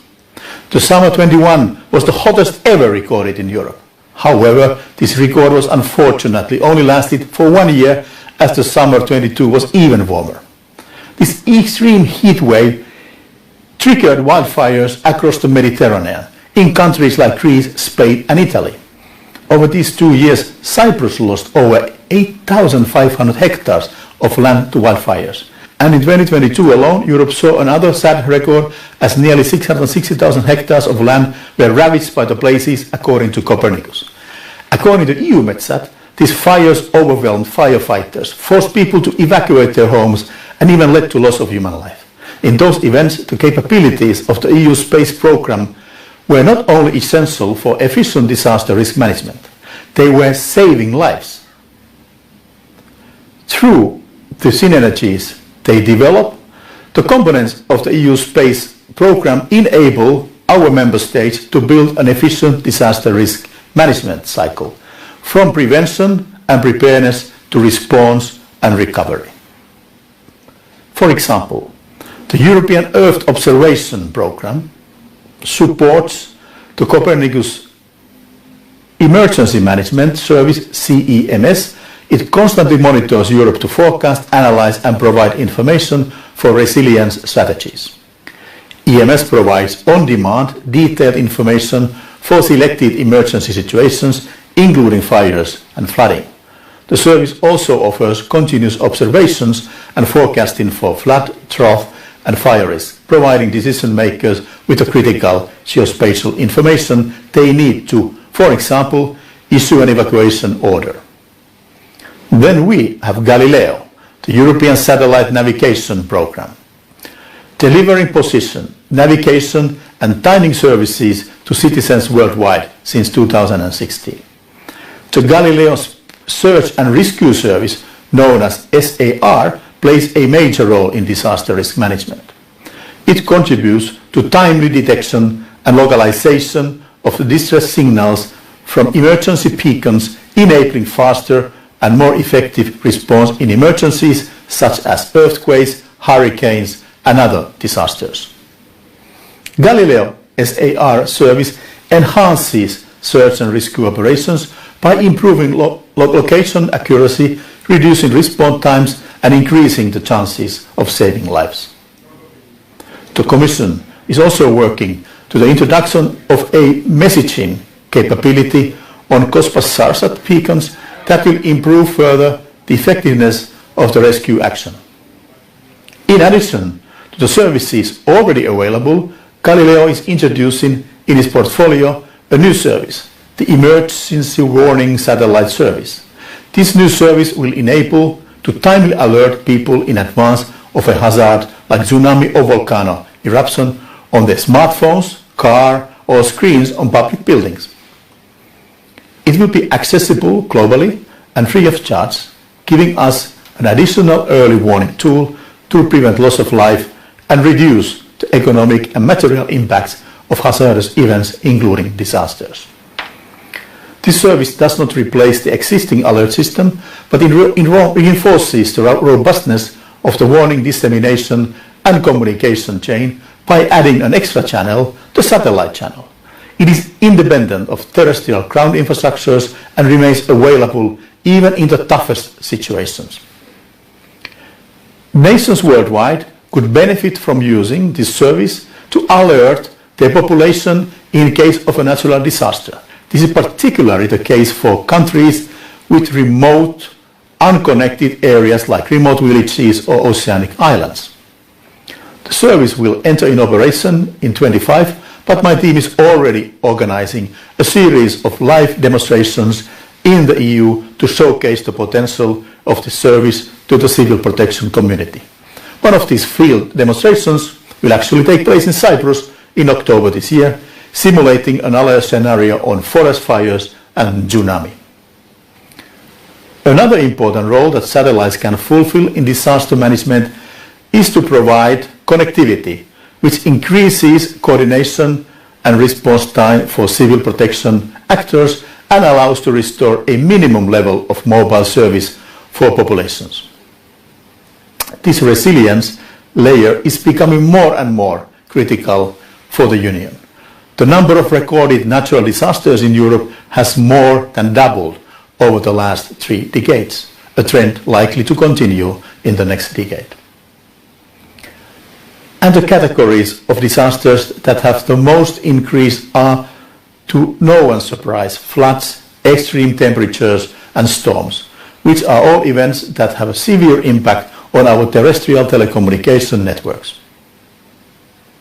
Therefore, it is vital that we are able to deploy emergency connectivity capabilities to enhance existing telecommunication networks, absorb congestions, and provide backhaul for mobile networks. Moreover, satellite connectivity can also contribute to disaster anticipation by relaying the data collected by thousands of sensors to authorities so that necessary action is taken before it is too late.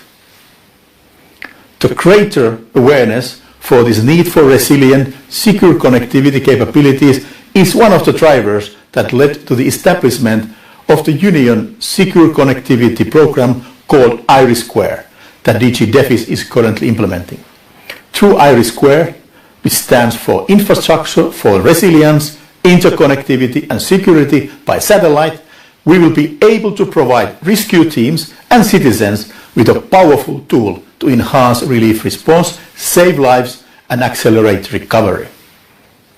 Dear colleagues, it is obvious that the services that the European Union is offering through its space programme and IRIS2 are at the core of an efficient and effective disaster risk management. Through the capabilities they offer individually and the significant synergies they create when working in synergy, they enhance our collective ability to keep European citizens safe and secure. The EU is committed to continuing working in this direction with all parties involved for the development of future services which will become available in the near future. I wish you all fruitful discussions an excellent conference, and I still apologize not being with you personally. Thank you very much.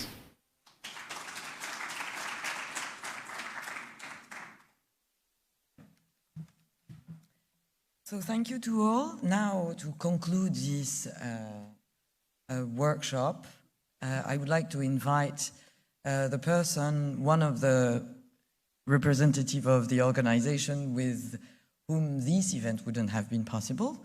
So I would like to welcome Mrs. Dominique Tillmans, who's honorary senator for Belgium and president of Eurisy, of course. Dominique.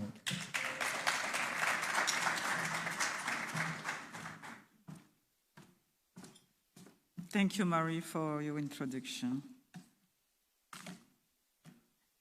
When you come back from a search and rescue drone exercise as today's, I'm more than convinced that all decision makers, politicians, officials should live such an exercise, such an event in their life. They would understand that space technology is not only a matter of engineers, technicians, but also an important lever for prevention and decision making. Today, I learned a lot. I learned a lot about the ability of the Joint Research Coordination Center to respond to save life in distress. I learned a lot about their professional commitment. I learned a lot about their work ethic, and I thank the staff for its efficiency. Dear Rodrigo, dear Yorio, I must say Giorgio, I must say Yorios, dear colleagues and experts, first, I want congratulate the Minister of Defense, the Deputy Minister of Research, Innovation and Digital Policy, and the administration for the organization of this important search and rescue joint exercise in Cyprus. And also, I want to thank EUSPA and my Eurisy team to be part of this relevant event which takes part of a large-scale multinational civil and military exercise. But before going further, I will ask you a question. You know, I like to inverse the role.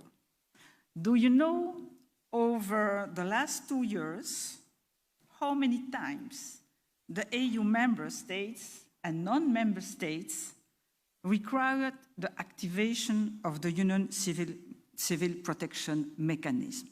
Who knows the number? Who gets the number? You have an idea? No? Nobody has an idea? You will see it's a lot. According to the European Commission, it has been requested 320 times for both member states and non-member states. It's more than 13 times per month. And among the member states, it has been requested 104 times. It's more than 4 times per month, nearly 1 per week. This is impressive. And I have another question. Do you know the cost of these adverse events? Wait, already, Georgios already, and I think also other members before speak about the numbers, and maybe certainly Rodrigo, you know it certainly. So the cost of those adverse events, it's really impressive. So it's between 1980 and 2020, 50 million people in Europe were affected, 50 million. And the damage is estimated about 12 billion euro economic losses per year. 12 billion euros economic losses per year. It's so huge. So those significant numbers prove the need for a cooperation mechanism to support the EU member states and beyond, to increase Europe's resilience to natural disaster from floods, wildfire, droughts, volcanoes, and man-made catastrophes. They are menacing our environment, putting in danger our life, our economy, and impacting properties, flora, fauna, and cultural heritage. We have to reduce this number.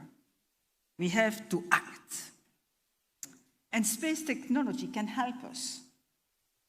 This powerful tool in many domains demonstrates its crucial role against today in optimizing the oversight of the responses to emergencies and to other phases of the disaster risk management cycle.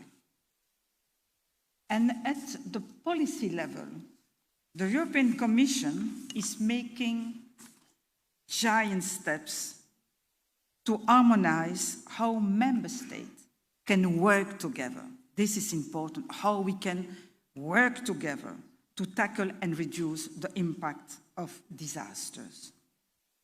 On the other side, EUSPA and Eurisy together are working to facilitate the use of space technology, to make them accessible, to make them understandable. Our job is to support and convince countries and regions to adopt satellite technology. It's a commitment. It's a commitment. We raise awareness of what satellite technology can do to support the National Civil Protection Corps, to support search and rescue entities, and to save the citizens. Already, last year, we started in Greece this national workshop cycle to build a shared understanding among national stakeholders of what satellite-based services can bring in disaster and risk management. I conclude. We must never forget that disasters have no friends, no borders. We must never forget that space technology is an incredible ally in meeting both solidarity and cooperation between states in the event of a disaster. We must never forget that space technology is an incredible ally to meet specific national needs in terms of security and autonomy of a country. I thank you.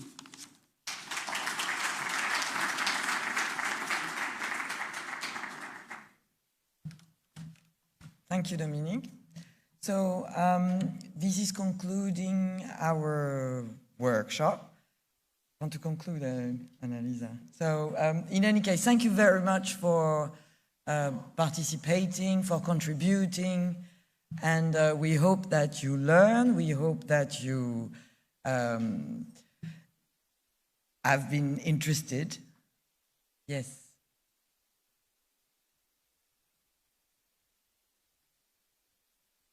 You have a question. Do you want? Yes, go ahead. Microphone are coming.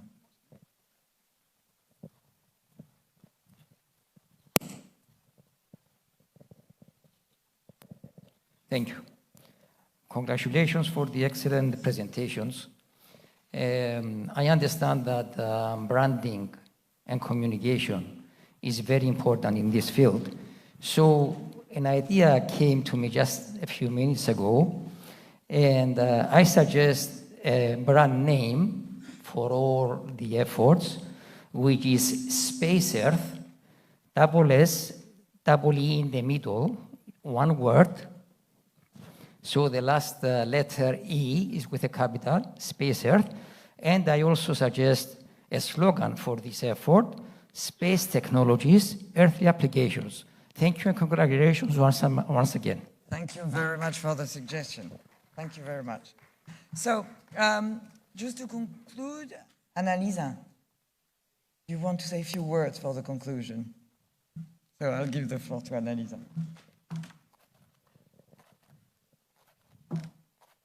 Thank you very much, Maria. I mean, I will not be long because I know that it has been a very intense and full day. I just wanted on my side to thank all the speakers, to thank all the participants for being here. I hope we managed to convey you some key messages for us, that is, use more space. So this is something that it's like a common good. It's something that all of us we've been paying for, and now it's time for all of us to use it as its full extent. So I hope we manage to actually showcase a little bit of the possibilities offered by the whole infrastructure that we have here.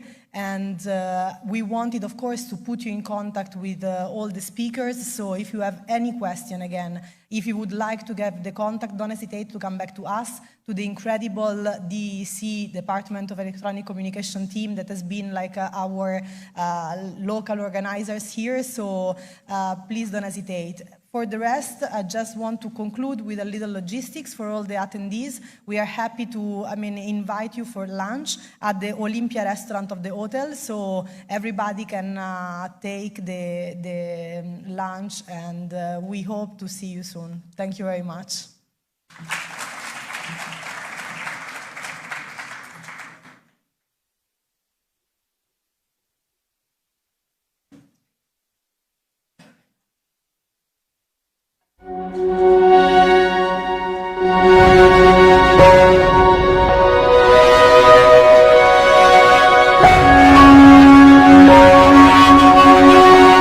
Copernicus is the European Union's Earth observation program, looking at our planet and its environment for the benefit of global citizens. 5 Copernicus missions are currently in orbit, providing a huge amount of data that we can use to make our world better. Let's find out how Copernicus data helps safeguarding cultural heritage in the Greek island of Rhodes. We are in the city of Rhodes, in the largest island of the Dodecanese. The ancient city was founded in 408 BC, and its rich history is still visible today. This area is called Rhodini. We can see here a part of the ancient necropolis, including monumental graves and cave sanctuaries. Rhodini, due to the beauty of its landscape, was also a park and a place for recreation. Well, the Roman bridge is one of the few ancient bridges preserved in Greece, and it has been in use from ancient times.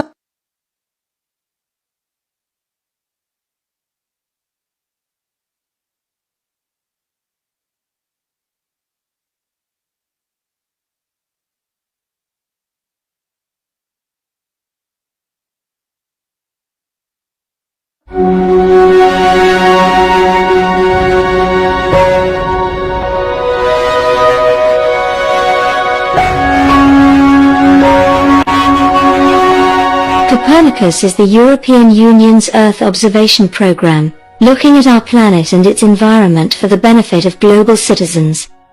5 Copernicus missions are currently in orbit, providing a huge amount of data that we can use to make our world better.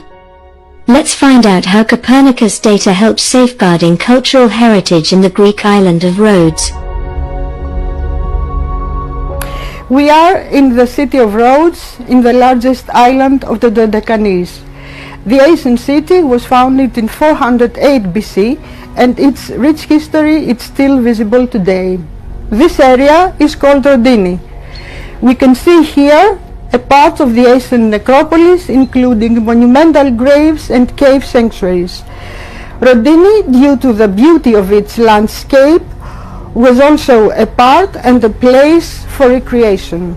Well, the Roman bridge is one of the few ancient bridges preserved in Greece, and it has been in use from ancient times until today. I am Vasiliki Patsiada and I am an archaeologist. I'm Sotiris Patatoucos and I'm an art conservator. We both work for the Effort of Antiquities of the Dodecanese, which is responsible for protecting, preserving, and studying all antiquities in the 12 islands of the Dodecanese. Here in Rhodes, we are particularly concerned about the impacts of geohazards on our cultural heritage, as the island is subject to soil movements and is situated in a seismic area. In the Rodin archaeological area, for example, here in the grave complex, we notice that the wall surrounding the grave enclosure is in danger of collapsing. In the mausoleum, many parts are already detached from the main monument due to erosion or ground deformation. Also, the Roman bridge, even though it is statically stable, is presenting fissures on the inner side of the arches, which make its monitoring necessary. To prevent further damage to the monuments and adopt effective conservation measures, we need accurate and up-to-date information on land deformation. Since 2019, we participate in Hyperion, a project funded by the European Union to create tools to understand the effects of climate change and intense geological phenomena on cultural heritage. I'm Vasilia Karathanasi and I am the director of the Laboratory of Remote Sensing at the National Technical University of Athens. To understand how land moves here, we used data from the Sentinel-1 satellites of the Copernicus program. We collected more than 100 images from 2016 to 2019 and we were able to assess ground deformation with millimetric accuracy. Indeed, the land deformation maps show a 10 mm uplift around the area of Rodini in these years. Sentinel-1 images are particularly useful for this kind of assessment, since the satellites have a short revisit time ranging from 6 to 12 days and a high spatiotemporal resolution. This means that we can have up-to-date information on land movements for each date for which satellite images are acquired. Sentinel-1 images enable for the identification of deformation patterns even on large-size monuments in a regular basis. These maps represent a non-invasive tool to collect the information we need to preserve our cultural heritage. They facilitate the early recognition of potential risks to the monuments and support our regular monitoring of land deformation in the area. We can identify the structures that need more urgent action and propose measures to secure and restore the monuments. For example, we will take action to stabilize the monuments that are more affected by the deformation in Rodini, and we will ask the municipality to stop or lighten the traffic on the bridge.